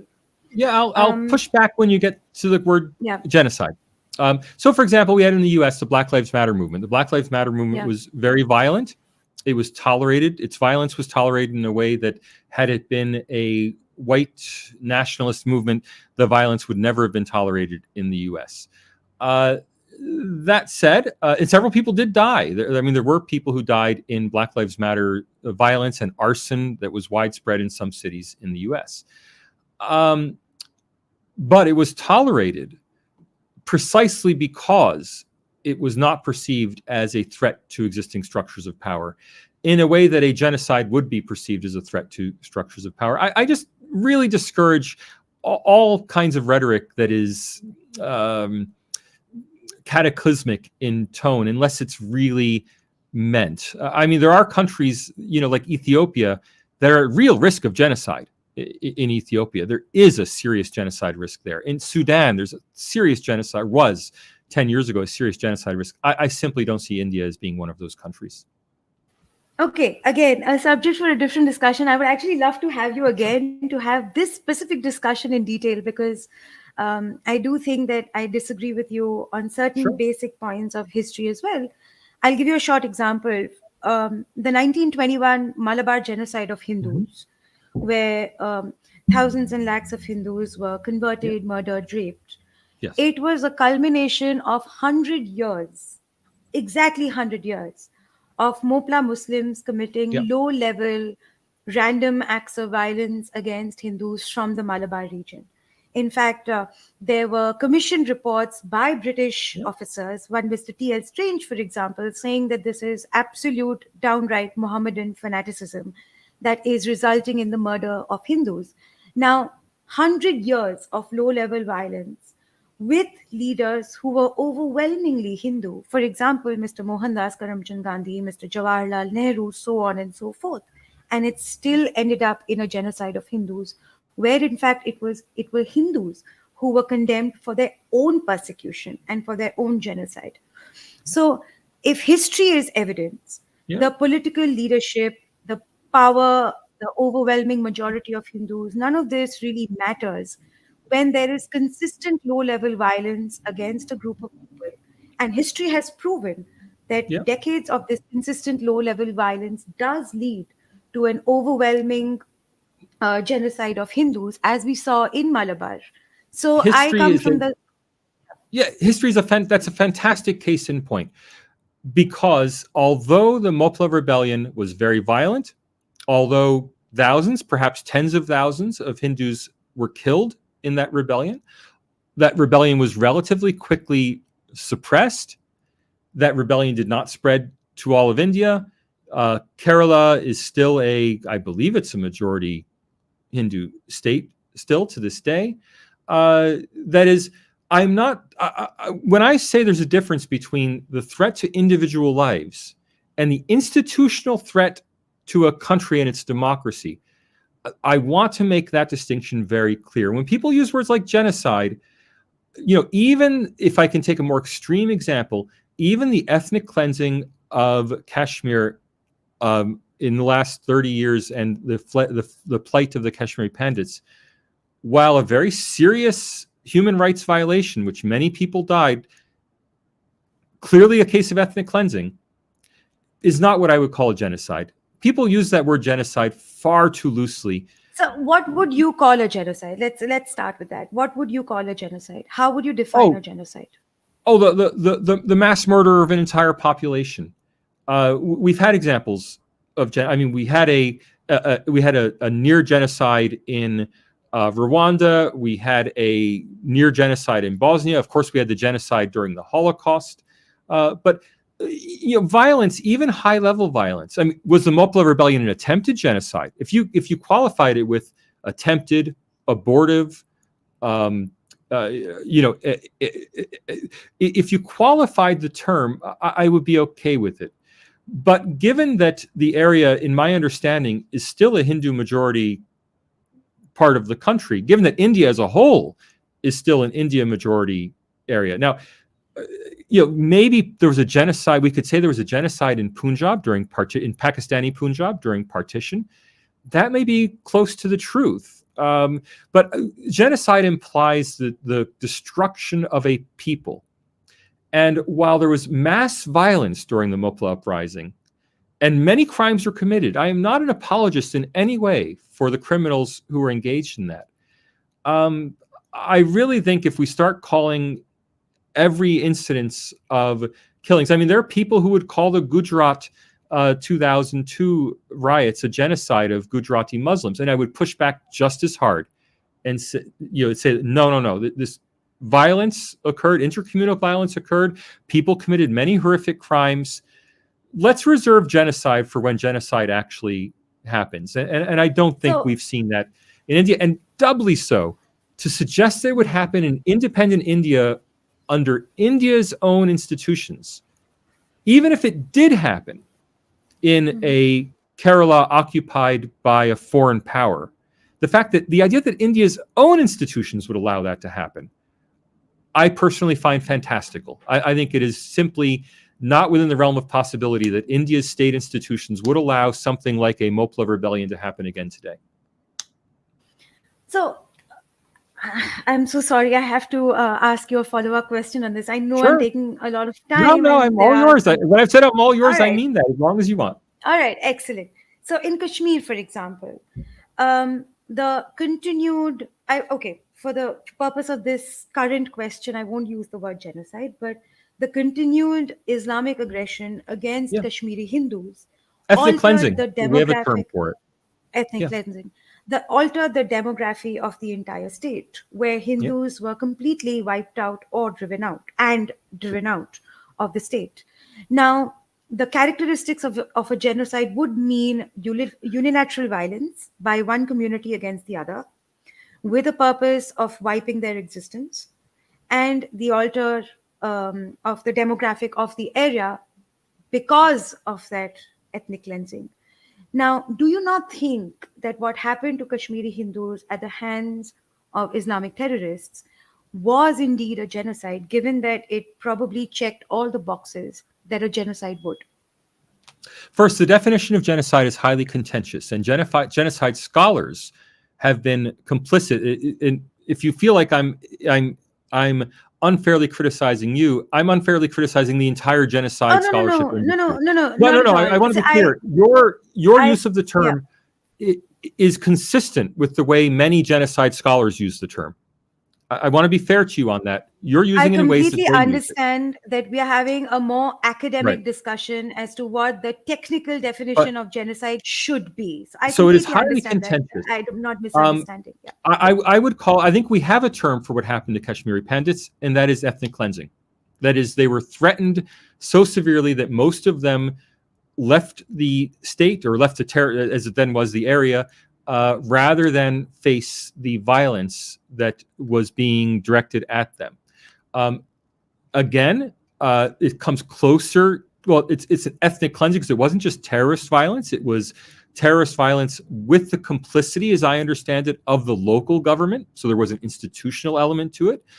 It wasn't simply a random acts of terrorism. That is, it had an institutional basis to it.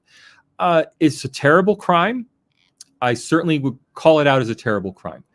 I'm shy about using the word genocide because of the slippery expansion of everything anyone doesn't like then becomes a genocide. We have a perfectly good term for what happened to Kashmiri Pandits. That's ethnic cleansing. The area, they were driven out of the area by actual violence and by threats of further violence. And they lived in refugee camps in Jammu and eventually in other areas of India. It's a terrible injustice. But just like every government I don't like is not authoritarian, every crime that happens is not a genocide. Genocide is a very powerful word. I want to be fair, though. You're not the only one. You're only applying the term in ways that genocide scholars have also expanded the use of the term, I believe, to give greater importance and authority to themselves, since if they can label, they're labeling global warming a genocide now. And it's like, guys, it's not a genocide. The treatment of Australian Aboriginal people is not a genocide. There are many things wrong with it, many crimes. Let's save genocide for when a state tries to murder a ethnic segment of its own population or a religious segment of its own population. Let's save genocide for the Holocausts, for the Hutu-Tutsi violence in Rwanda. Let's save genocide for when it's a real genocide. And to back that up, when you say a genocide of Hindus, if you use the Mopla rebellion or if you use Kashmiri Pandits, those, even if we acknowledge the word genocide, those would be genocides of narrow strata of very small proportions of the world's Hindu population. They wouldn't be genocides of Hindus. When we say a genocide of Hindus, that implies, 1.1 billion people killed or converted. I don't think there's going to be a genocide of Hindus, period, ever. So what I get from what you're saying is there are two parameters that you hold extremely important when you classify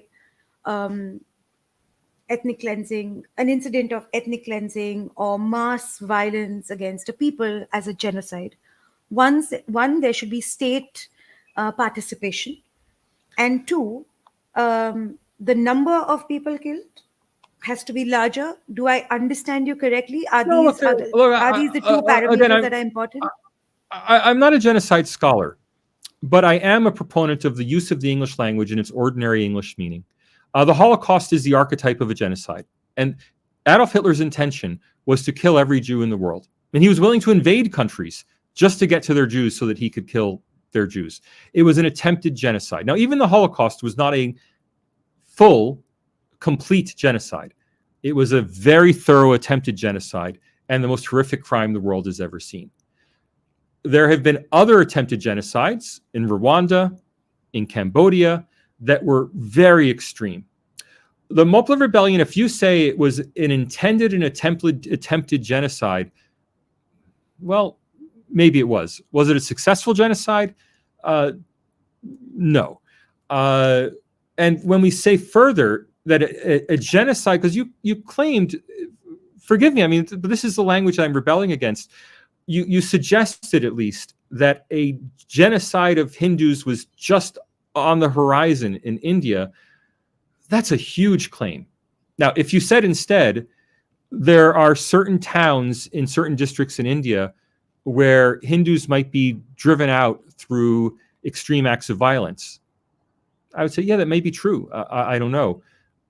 Will there be a genocide of Hindus in India where Hindus become a diaspora population of small numbers of people maintaining their Hindu identity in diaspora because India has been cleansed of Hindus? No, that's simply not going to happen.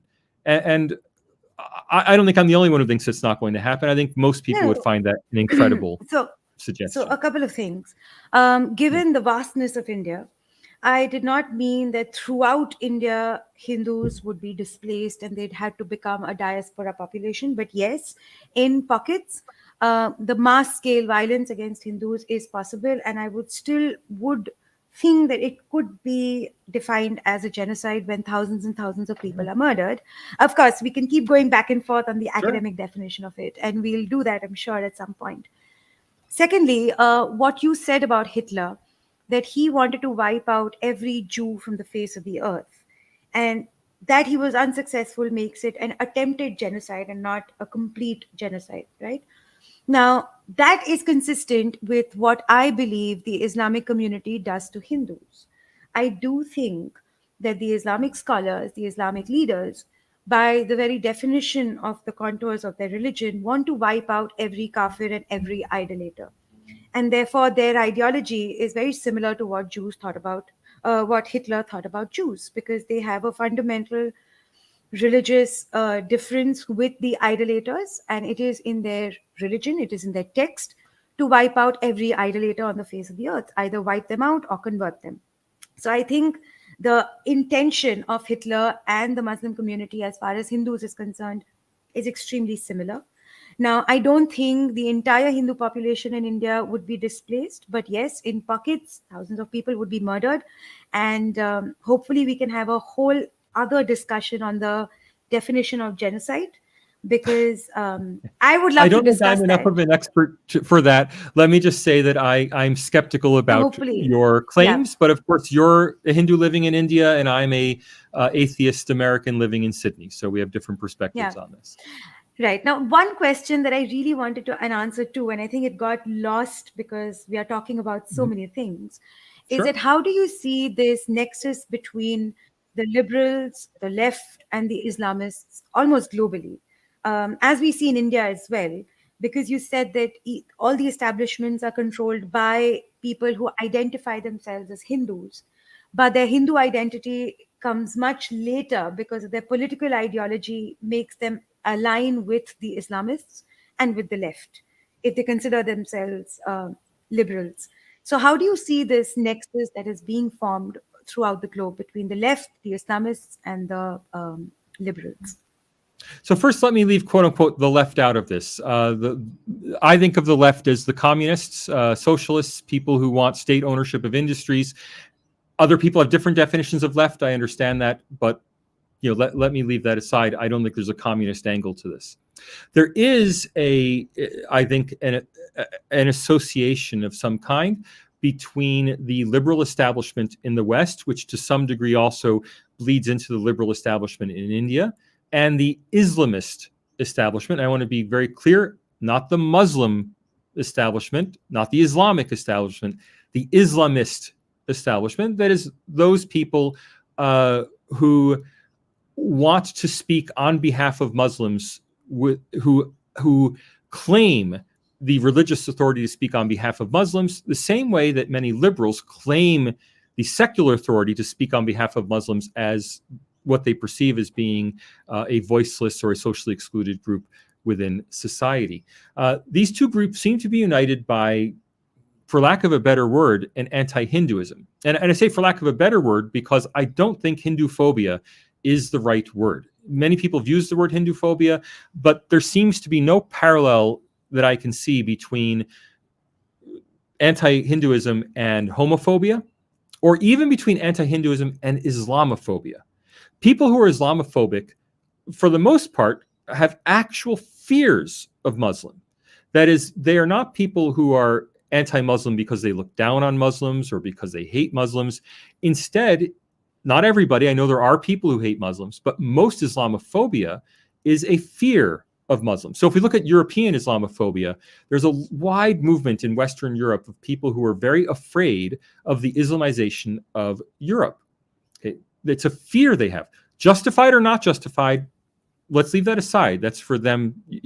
From a technical standpoint, the term merely describes a fear. There are also people who are afraid of casual Islamophobia of, for example, Muslims at airports. So people seeing someone in Muslim dress and thinking, oh, that must be a terrorist, that kind of casual Islamophobia. Actually, Islamophobia was responsible on 9/11 in the United States. The only people arrested were not Muslims, were actually Sikhs, because Americans couldn't distinguish between Muslims and Sikhs, saw people in turbans and reported them to police, and they found daggers on them and thought they were okay. So this kind of Islamophobia is different from the anti-Hinduism I'm seeing, because I don't see many people being afraid of Hindus. Hinduism is, well, it's not a proselytizing religion. It's not by and large a violent religion. I know, and before anyone says there are acts of Hindu nationalist violence, I'm sure there are acts of violence committed by people of every religion in the world. But systematically, Hinduism does not seem to be an expansionist, a violent religion. And whether it is or not, we can even argue that. I'm confident that there are very few people in the world, anywhere, the West, the Muslim world, who are afraid of Hindus.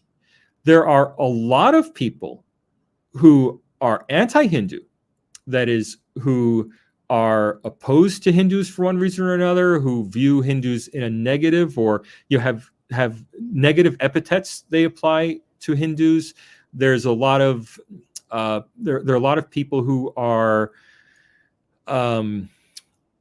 opposed to organized Hinduism. So, for example, in the West, I'll just give a very casual example. There are people who are very anti-Hare Krishna, to the point where Hare Krishnas it's almost a term of derision. Rather than respecting Hare Krishnas as being a religion along the same lines as other religious denominations, they're viewed hostilely. Right? So there especially is Hindu phobia in the tech industry. So there are many people, I think, I'm sorry, I just said it myself because I've heard the word so many times. Anti-Hinduism in the tech industry. That is, there are people who view Indians and Indian entrepreneurs and Indian engineers as a threat to their own positions, and who are very anti-Hindu, that is, wanting to keep Hindus out of their organizations or wanting to put down Hindus. So there is an anti-Hinduism. Now, there's an old anti-Hinduism that is the anti-Hinduism of the British colonial class. Okay, so famously, British and India preferred to work with Muslims, saw Muslims as being, quote unquote, more civilized, that is, being people of the book in some sense, being monotheistic, and saw Muslims as people they would want to work with as administrators, and who then looked down on Hindus. And we've heard all the dirty epithets that Winston Churchill had for Mahatma Gandhi, right? All these kind of slurs. These are anti-Hindu slurs. Okay. That anti-Hinduism embedded in the British Academy, in the Oxbridge Academy, has, I think, transferred over into the American Academy. So it's transferred over to the Stanfords and Harvards of the world. This kind of aversion to Hinduism, viewing Hinduism in a negative light. It's very different from the way the same South Asian scholars tend to view Islam. That is, there tends to be a romanticization. You might even say an orientalization, but in a good way, a romanticization of Islam as being somehow special and magnificent, where Hinduism is looked down on as being some kind of inferior set of religious traditions. Okay, so we combine that institutional, very white, very establishment anti-Hinduism has come into alliance with a very different anti-Hinduism, the anti-Hinduism of Islamists who are, for policy reasons, wanting to push back against India in India itself, who are wanting to push back against India's alliance with, or not alliance, but alignment with Israel, who are wanting to push back on India's growing influence in the Middle East and in Africa. Those two forces are in a strange alliance centered on, in many ways, on Qatar. And Middle East Eye has become a venue for this kind of talk. Al Jazeera has become a venue for this kind of alliance. And it is a very strange bedfellows sort of alliance between mostly atheistic, liberal Western university professors and highly religious, conservative Islamist institutions who work together for this common goal of being anti-Hindu and anti-India, despite having very little in common other than that fact. The only other thing they might have in common for many of them is anti-Semitism. So before we move on to the more fun part of the interview, which is audience questions and your news laundry interview, I would like to ask you, given that you have outlined how these indices and how these global ranking systems are rigged against India specifically because of the Indian intellectual class that views India negatively and therefore furthers those opinions. The fact that these are this is the very intellectual elite class that writes columns in Washington Post, New York Times, WSJ, so on and so forth, and they are considered the gold standard of opinion on any country, on any subject. How do you suggest India deals with this malicious sort of a narrative that is being formed against Indians and also Hindus? What can India do? And what can India's people do? So first, I want to be clear. I don't agree with all of the premises of your question, but I won't get into that. I'll just answer the question, which is, what can India do? The problem is not much. I think the most India could do is be more forthright with the provision of data. Now, I don't think the Indian government represses data. In fact, Indian government data is generally much more accessible than data from other countries of similar levels of national income. But I do think there is scope for the Indian government to systematically collect and disseminate data about India to make it more accessible. That would then improve India's perceptions of India in the world simply by making it easier for people to access the correct data. That's really the only solution I can come up with. And if you do want to talk another 20 minutes or 30 minutes, I do need to take a very quick break. So if you'll give me just 30 seconds, I'll be right back. Absolutely, sure.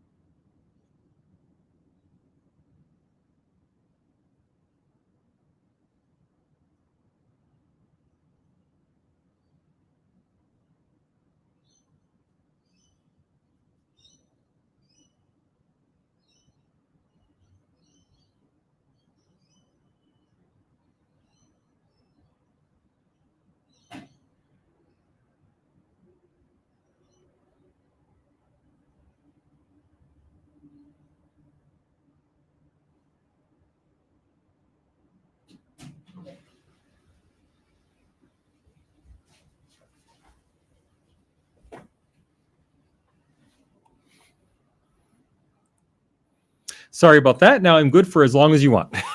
Excellent. We'll just take some audience questions after we talk Sure. about the News Laundry interview. Now, Oh, the news laundry there's interview. All right. yes, there's been a lot of back and forth between you and News Laundry about how, again, you can correct me if I'm wrong, you perceive the interview as rude, and you perceive the interview to be unfair in terms of, inviting you and then trying to either demonize you or caricature you in a certain way that suited Yeah. whatever their agenda was. So, what were your basic problems with the News Laundry interview since Yeah. there's Yeah. been so much back and forth? Yeah. The news laundry interview was ridiculous. Now, I think anyone, whatever your politics, um, can understand that there would be no interest from my part in giving an hour and 17 minutes of my time to an organization for the purpose of vilifying me in front of their paywalled subscribers while issuing short attack videos trying to expose somehow my errors or mendacity. I think the first thing anyone should ask is, why did Salvatore Babones agree to this interview? And the answer is, because I thought it would just be an interview. I assumed it would go online, which it hasn't. I assumed it would not be edited, which it hasn't. Essentially, I assumed we would have exactly what you and I are having, a conversation where we might disagree. But that's fine. If we disagree, we disagree. Let people hear both sides of the story. What I got instead was a bizarre interview, and not just bizarre in my experience. I mean, I've done more than 200 online interviews. I think I can categorically say in literally every other interview, the simple Zoom shot of the two people talking was published online for everybody to see. Okay, that's simple. But perhaps even more importantly, in News Laundry's previous interviews, I mean, I've gone back, I haven't watched every News Laundry interview, but I got a subscription to News Laundry. I have watched now maybe 15 or 20 News Laundry past interviews. And even the people they didn't like, even the Vivek Agnihotri interview, which was notorious, was just two people talking, and okay, they may have asked him tough questions, may have asked him unfair questions, but they didn't try to somehow make him look ominous and evil. They simply had and I would be reasonably, I would say, happy with News Laundry. I would accept what they had done if they would simply publish the Zoom video of our interview as is, without their editing, which they refused to do. Okay. Then we get to the lack of professionalism in the interview itself. I mean, the purpose of an interview should be to ascertain people's opinions and views. It shouldn't be to try to just try to make somebody look bad. Now, I have no problem with someone disagreeing with me, but if you have a question to ask me the question. Instead, the News Laundry guy, Sekri, I mean, for anyone who hasn't seen the interview, go find it online. There are copies floating around. He tried to find things that I had said verbally previously. And then instead of asking me about it, instead of saying, you said this at the India Today conclave, what did you mean? He tried to frame his statements to make it look like I had done something wrong. It's kind of like the analogy we use in America is, tell me, what weapon did you use in murdering your wife? When you want to say, but I didn't murder my wife. But the question is, what weapon did you use? It was that sort of question. It was truly ridiculous. I mean, it was bizarre. It was nothing like any interview I've had. It was nothing like any interview they've done in the past. It seems to have been specifically designed as some kind of expose on me, which I think is just, first of all, not what any journalist should be doing. But then again, Sekri admitted openly that he's not a journalist. Someone later told me that that's for legal purposes in India. Journalists have some obligation, and so he's saying he's not a journalist, so he's not subject to the press board or something like that. That may be the case. I don't know. But look, it was just a weird experience. I think it discredited them more than it discredited me. And I invite anyone who wants to talk about it or say, but Sekri, show that you said this or that. I mean, a lot of the little points that he seemed to want to score against me were reading something I literally said verbally and then trying to point out that this was in fact wrong. It's like, well, we all say things verbally that are not literally the truth. We even sometimes say, I literally had the biggest lunch of my life, when it's not literally true. But it was just bizarre. I mean, I'll give you one example. I said that I had said in my India Today interview that if India didn't have Russia's veto at the Security Council, there would be resolutions calling India a fascist state. And he really pushed me. He says, who's calling? And I'm like, I didn't literally mean that there would be a resolution at the Security Council. India is a fascist state, period. And that, and more importantly, nobody in my audience believed that is what I meant. We speak metaphorically. Everyone understood what I said. It was just ridiculous. So if they want to portions of the sorry. Please, no, go on. Sorry for interrupting. Yeah. No, I meant, I wanted to ask you, that were there any portions of the interview that were edited before they released the interview for their subscribers? They edited, but they did not remove. So, for example, there was a long period of about 5 minutes where I simply talked because he had said, I had interrupted him when he asked questions that were leading questions that had information I disagreed with. And I interrupted him and I said, but wait a minute. And he said, no, let me finish my question. We don't interrupt. And so then I gave him at one point a 5 or 10 minute answer. And he kept saying, but Professor Babones. And I said, no, we don't interrupt. I just kept talking over him. Well, they took that and they lowered my volume so you couldn't hear me as I continued to talk. And then they put his volume up. Right. So they did things like that. Or, for example, instead of showing you what everyone is seeing right now, 2 people on a Zoom screen, they showed him with a beautiful, colorful background. Now, in reality, he was sitting at a desk. So they either re-recorded it or they put up a fake, green screen kind of screen behind him. Where for me, they didn't even show me in high definition with full audio. I mean, I'm speaking to you here on a semi-professional microphone. Instead, they showed a handheld camera picture of the screen on which I was talking and a distant, not the original pickup sound, but a recording of me talking on the computer. So they did all this editing that was intended. I mean, everything short of having ominous music when I spoke.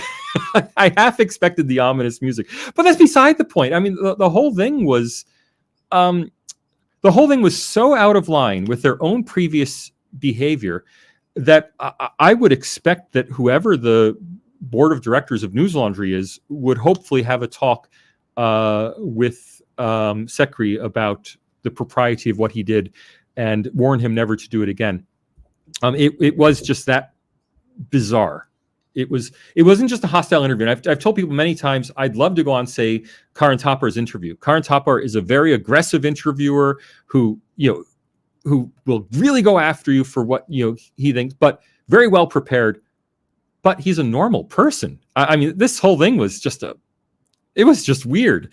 But go out, find the interview. It's floating around online. You'll find it if you look hard enough. So, what is your theory? Why do you think you were treated in that manner by News Laundry? You say that they haven't treated any of their previous guests in a similar fashion, and you can't possibly know what was in their head. But what do you think? What is your theory? Look, I can't know. Obviously, Sekhri was very, very upset at the influence I had in India. That much was very obvious. But it was also, it was odd. I think he did this on air on the interview. He effectively called Rajdeep Sardesai a right-wing regime apologist. Those were not his exact words, but he implied that, because I said at one point, well, look, I wasn't being interviewed. I haven't been giving all friendly interviews with pro-Modi. I said, I talked to Rajdeep Sardesai. And then he also told me how India Today was a government-linked, government-influenced media. Again, I don't know the exact words. You'd have to go back to the, but so the fact that someone thinks that Rajdeep Sardesai is, a right-winger and India Today is a government-controlled media, And he implied that he was fired from India Today. Again, all of this is my understanding and memory. I don't know exactly what he said, but he implied that he was fired by India Today and proud to have been so. Leads me to believe this is not a very reputable. Well, he said he wasn't a journalist. This is not a very reputable person. I guess we can say he's a person. What his motives were, I assume that he has fantasies that he is, exposing me to the world somehow. I don't know. Not even to the world, to his subscribers. I mean, because he won't publish the interview. So. Yeah. Or maybe he just fancies himself as an intellectual and he was angry that you made a comment against Indian intellectuals. We'd never know. I don't know. Yeah. Okay. We are going to take a few audience questions before we wrap this up. Sure. One is about News Laundry. The question is, did News Laundry in any way tell you that the interview will not be public or will be used purely for their subscribers and members? Categorically, no. Now, that said, they did not assure me that it would be public. I was simply, look, a lot of people have said, oh, you should have made your own recording, Salvatore. You should be careful, Salvatore. To which I say, I've given more than 200 interviews in the last 5 years. All of them have just been published publicly as is. Right. I mean, this is just never a problem I've had. The unwritten assumption is if I'm freely giving my time, if no one's paying me for my time, then the assumption is that, oh, this is just going to be, made public. Legally, at least in Australia, I don't know about India, legally in Australia, whoever does the recording owns the recording and can do whatever they want with it. But that's just not the general practice in the media. Right. All right. The next question is, isn't the responsibility of survey folks to ensure that they select the sample that represent the ground reality accurately, as opposed to sticking to the point that intellectuals are against India? I want to keep emphasizing this point that as far as I can tell, the surveys, especially VDEM and RSF, the Press Freedom Index surveys, as far as I can tell, they accurately represent the ground that they're supposed to represent. That is the views of the establishment, intellectuals and journalists in the countries they're surveying. The problem for India is not that the surveys are surveying the wrong people. And I've had several people tell me, oh, we should set up our own surveys. And I think first, you're going to set up an entire 200-country survey just to improve your country's reputation. And then I would ask them, who are you going to survey in Nigeria? Are you going to survey outsider intellectuals who oppose the majority narrative? Or are you going to look for people who are the key Nigerian intellectuals who speak at Davos about Nigeria? And the answer is you're going to go for the key intellectuals who speak at Davos. And that's the same. You're going to look for people who have columns at the Wall Street Journal, at the Washington Post. Those are the people you're going to look for. And if those are the people you would look for Nigeria, we can't really complain that those are the people they look for when it comes to India. All right. Why do you think that Hindus won't be treated the same way that the Yazidis were when Islamists became powerful? Because Islamists do not have control of the institutional machinery of governance in India and are unlikely ever to control the institutional machinery of governance in India. We can see the ethnic cleansing happening when Islamists take control. Look at Pakistan. Look at Bangladesh. I mean, it's happened. And look at Kashmir. It's happened. I simply don't think it is credible to expect that Islamists will come to power in democratic India. All right. I'm looking for more questions. They are a little, I have to scroll. Just give me 1 second, please. Sure. And thanks everyone for asking, for waiting so long to ask your questions. I really appreciate it. I think we've had a consistent flow of questions. Unfortunately, I can't bookmark the questions, so I end up missing them and I have to scroll back.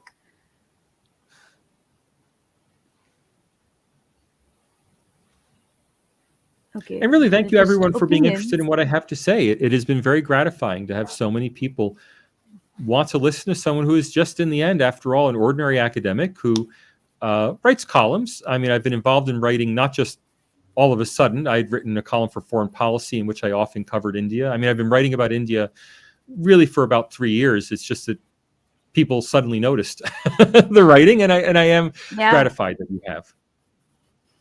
All right. The next question is, what is the common thought about Hindus or India in Australia? This is illustrative of the problems India faces worldwide. In Australia, there's a very large Indian diaspora, and most of it being a Hindu Indian diaspora, though there are also Sikh and Muslim Indian diasporas in Australia. The general impression, I think, is very positive. The business community is very eager to work with and to serve Hindu and Indian Australians. The political community, by which I mean the federal parliament, the local state parliaments, are very eager to engage with the local Indian diaspora community. But we see the same institutional problems arising here as we've seen in the US and elsewhere, which is to say, in universities, despite the fact that the university administration desperately wants to attract Indian students, university departments of political science, of South Asian studies, of peace and conflict studies have promoted trenchantly anti-Hindu research, and I would even go so far as to say in some cases propaganda. We've also seen efforts by purported human rights organizations, that is Islamist organizations, in some cases Khalistani organizations, wanting to vilify the current government of India and to vilify members of the Indian diaspora. A lot of what you saw in Leicester in the UK has happened on a much less violent, much smaller scale in Western Sydney and in the suburbs of Melbourne. So it's bubbling along here, not as bad as in the UK, but the same kind of worrying signs. All right. The subjective view becoming a valid way of analysis in social science. Do you see this changing in the academia worldwide? Yes, very much so. And this is something I've written about in a very different context, writing about the advance of postmodernism. I don't necessarily view it as a bad thing. It undermines objectivity. And if you like objectivity, it's a problem. On the other hand, it's part of a larger phenomenon that I view as generally positive. That is the spread of individualism and greater respect for the individual. So if we think that every individual opinion is valid, that leads to the corollary that, well, subjective evaluation now becomes prioritized over objective fact. After all, who's to say what objective fact is? I mean, do you trust the board that is set up to judge objective fact? I mean, if we had a board of South Asian studies scholars, they would say that everything I'm saying is false, right? So how do you judge who is being objective? That's a fundamental problem. So I view that the rise of subjectivity as being probably an undesirable aspect of a desirable trend, which is the rise of respect for individual self-expression. Just as, for example, crime is an undesirable byproduct of living in a free society. If you lived in a highly controlled society, people couldn't commit crimes, but they also couldn't do lots of good things. Having less control in society allows crime to flourish, but it also allows good things to flourish. In the same way, a more individualistic society allows much more self-expression, but it does have this strange corollary that subjectivity has become the norm in academia, at least in arts and social sciences academia. Well, this is a very interesting question. So, do you think it's a problem of the BJP because they haven't been able to invest in supporting media organization or the creating, the new intellectual elite class? And did Prime Minister Modi, did Prime Minister Modi think he builds roads and CIA will support him? The CIA means Central Intelligence Agency, or is there some other CIA? No, Central Intelligence Agency. Okay, so I think it just sure means the global establishment will support him. Okay. Look, the BJP is fundamentally, and I say this is not meant to insult anybody. It's just an observation. It is fundamentally an anti-intellectual party. Now, I don't mean that as an insult. The intellectual party in India is the Marxists, but as the Marxists have disappeared, also the Congress. They're the parties of the intellectuals in India. And now we see rising, Kejriwal and the Aam Aadmi Party is the new party of the Delhi intellectual elite.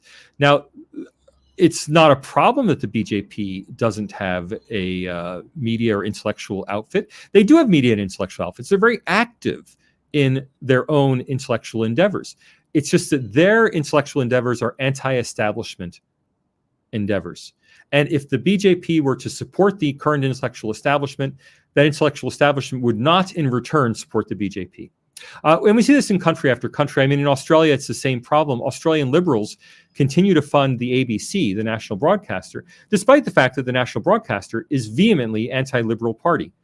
Why they continue to support it, I don't know. If it's a strange fact, but it is illustrative of the fact that liberal government after liberal government has continued to support the ABC, maybe in the belief that if they continue to support them, the ABC, the Australian Broadcasting Corporation, would become more even-handed. It's never happened. The intellectuals, especially intellectuals who don't have any, intellectuals who have institutional independence, like a state broadcaster, like a university, they're very self-indulgent, and they're not going to be influenced by you supporting them or not supporting them. So probably, if I were strategically thinking what to do as a BJP, not supporting the intellectual establishment is probably what I would do also. It's no surprise that the BJP is no friend of the intellectual establishment. Absolutely. Next question. Do you think there is a hint of racism when people are more likely to believe negative views on India or other Southeast Asian countries? I'll go with you as far as hint of racism, as long as you leave it at hint of racism. I don't think there's a lot of overt anti-India racism. I haven't seen much of it. There's casual, and here I distinguish between institutional racism and casual racism. I don't condone either one. There's a lot of casual anti-Indian racism in the sense of people who have negative views of Indians, who will make jokes at Indians' expense, who will say, oh, you can't do business with Indians because such and such. I mean, there's a lot of casual anti-Indian racism, but there's not a lot of entrenched institutional anti-India racism. If anything, there's a real eagerness on the part of especially the Western business community to engage with India. Could you recommend books on sociology and methods of sociological study? What made you think that the global narrative and ground reality didn't match up? I'm sorry not to recommend any particular book. I mean, I have my own book, Methods for Quantitative Cross-National Research, but it's really pitched at a level for professional academics doing statistical studies. It's not meant for a general readership. Really, sociological methodology is something that, like any craft, you have to spend years at it. I mean, I appreciate the thought, but it would be kind of like asking, do you have any books you'd recommend on mathematics? To which I would say, well, spend 20 years studying mathematics and come back to me and I'll recommend some specialist books. There's just not one place you can go to get this sort of knowledge or learning. Are you saying that Islamists cannot overthrow democratic states? Is one of the no, not at all. questions They can overthrow democratic states in places where they have substantial power. So, for example, Afghanistan, Pakistan, Bangladesh, Iran are places, Egypt, are places where Islamists either have or could overthrow democratic states. But in India, the Muslims are in such a minority, whatever, 14, 15% of the population. And then within that, true Islamists, because, the assumption that all Muslims are Islamists is I think, an intellectually lazy assumption. After all, 20% of India's Muslims vote BJP. Get your head around that. So if you're only talking less than 10% of the population, I don't think they can realistically overthrow a democratic state. Not in the modern world. I mean, if you want to go back to the Mughal emperors and invasions, yes, but I think those days are long gone. When is your book on India due? Yeah, I hope the end of 2024, though that means fewer interviews and more time writing. 2023. I'm sorry. I hope the end of. I'm sorry, but I meant to say hope the end of 2023. I'm already advancing a year because of New Year's. I hope 12 months from now. Yeah. But I don't think the interviews are stopping anytime soon, Mr. Babones. Do you see possibility of Sharia in any Western European liberal democracies in the next half a century? Yeah, well, they wouldn't be liberal democracies anymore if they implemented Sharia.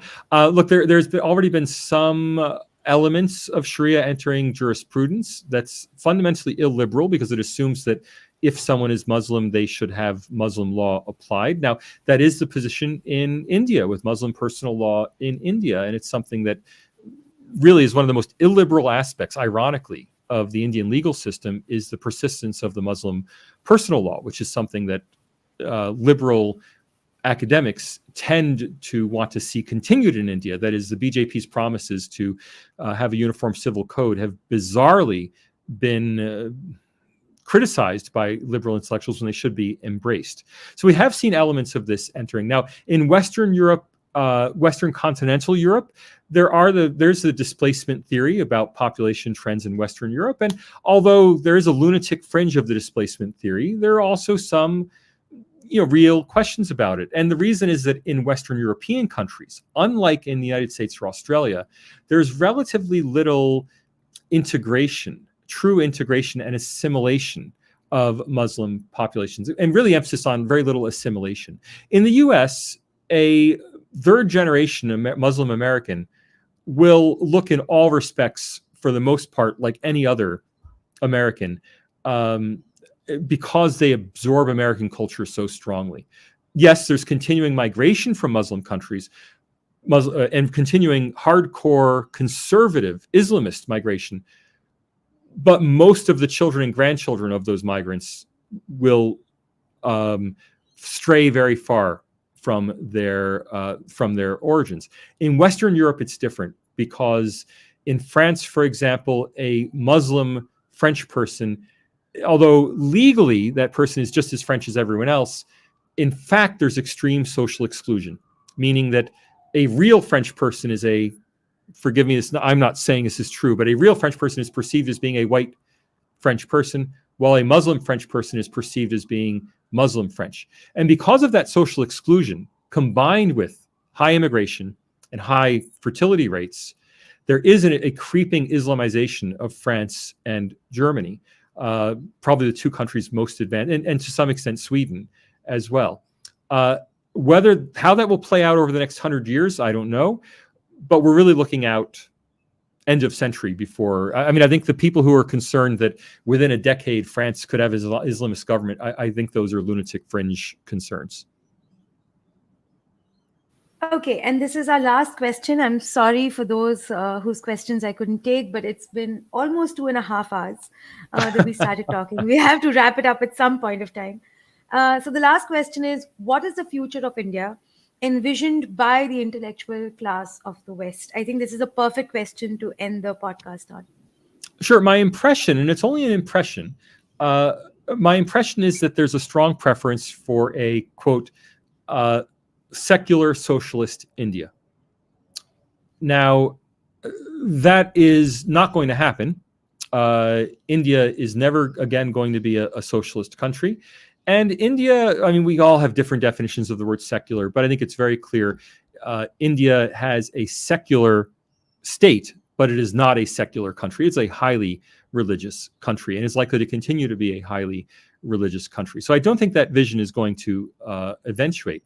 However, it does seem to be the strongly held view of the Western intellectuals who study India, specifically people, South Asian studies specialists, or I know Indology has been constructed as in opposition to South Asian studies, but people who study India as a profession seem to, not every single one of them, but seem to as a group have a preference for an India that becomes secular. It's no longer strongly religious, certainly no longer strongly Hindu, and reverts to socialism of the Nehruvian mold. There's a lot of romanticization of Nehruvian India that I think anyone who looks at the facts of Nehruvian India and the disaster that it was for the country really should think twice about before they romanticize that era of Indian politics, society, and especially economy.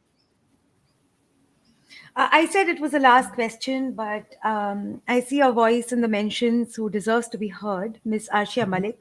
She has been... she is herself a Muslim lady, and she has been a vociferous voice against radicalization and all of that. So I think her question deserves to be taken.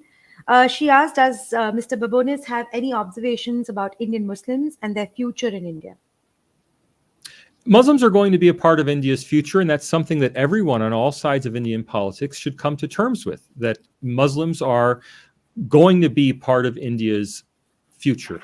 Now, I think it would be best for India, for India's Muslims, and for India's Hindus to more fully assimilate Muslims into India. And that requires compromise on all sides, right? I mean, it's easy for me as an outsider to call for compromise, but people simply have to be less uptight about this. Not only Hindus, Muslims also have to be less uptight about this. Muslims have to accept that there are people who don't share their belief system and who may not want to be awoken at 5 a.m. for prayers. And, I mean, I'll give you a good example.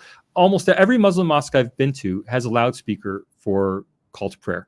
There is nothing religiously entrenched in Islam about having a loudspeaker for call to prayer. I don't think hardly anybody would object if there were a human being, as there was for 1,500 years, a human being giving the call to prayer from the top of a minaret. I don't think anyone would object. People would view that, people would come to hear it. They would view it as a beautiful manifestation of a local custom and a religious custom by people who truly felt what they believed. The loudspeaker is often, and I think in some cases legitimately, viewed as an intent to disrupt. Similarly, there's no reason why a Hindu religious procession with loudspeakers has to go down a street in front of a mosque. Can it literally do so legally? Sure. I mean, it's a free country. People can go down whatever streets they want. Does that mean they have to? Well, they could turn down the music out of respect for their neighbors when they go back past the vicinity of a mosque that is trying to celebrate its own ritual. So that kind of accommodation, understanding, acceptance of each other is really the way forward for everyone. Now, I know it's easy for me to say as an outsider. I know people have very strongly held opinions.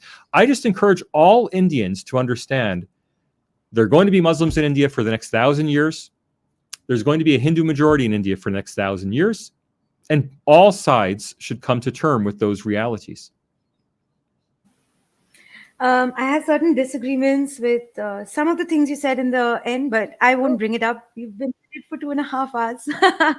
But thank you so much. It has been an incredibly enlightening discussion, Mr. Babones. I think you answered pretty much every question that I had, almost every question that our audience had. And I thank you deeply for explaining to us a little better why the intellectual class, not just in India, but globally, looks for victim classes and victim sections of victims to induct within their fold, and why they have this sort of a mentality when it comes to India. And specifically, the reiteration that our enemies lie far more within than on the outside. So thank you so much for that. Before we end, I did make this mental note, but our conversation was so engrossing that I forgot. I just wanted to clarify, Op India does not particularly represent religious Hindus. Within Op India itself, we have several non-religious Hindus who identify as cultural Hindus far more than religious Hindus. We just aim to provide a counter narrative to what the established media and legacy media and corporate media wants people to believe. Now, for example, the legacy media would have Hindus believe and lull them into complacency as far as crimes that are being committed, religiously motivated crimes that are being committed against the community. Now, we don't claim to be the exclusive voice of the Hindus, but we do aim to provide a counter narrative. And I hope that we can continue to do that. And I hope that I could do that with this interview as well. And I hope we could cover a lot of the aspects that maybe weren't covered in certain other interviews. So thank you so much, Mr. Babones. And I hope that we can have another discussion at some point of time about aspects which go beyond just global rankings of India. Thank you for the invitation, and thank you especially to the audience. I really appreciate your interest. Thank you so much. Thank you.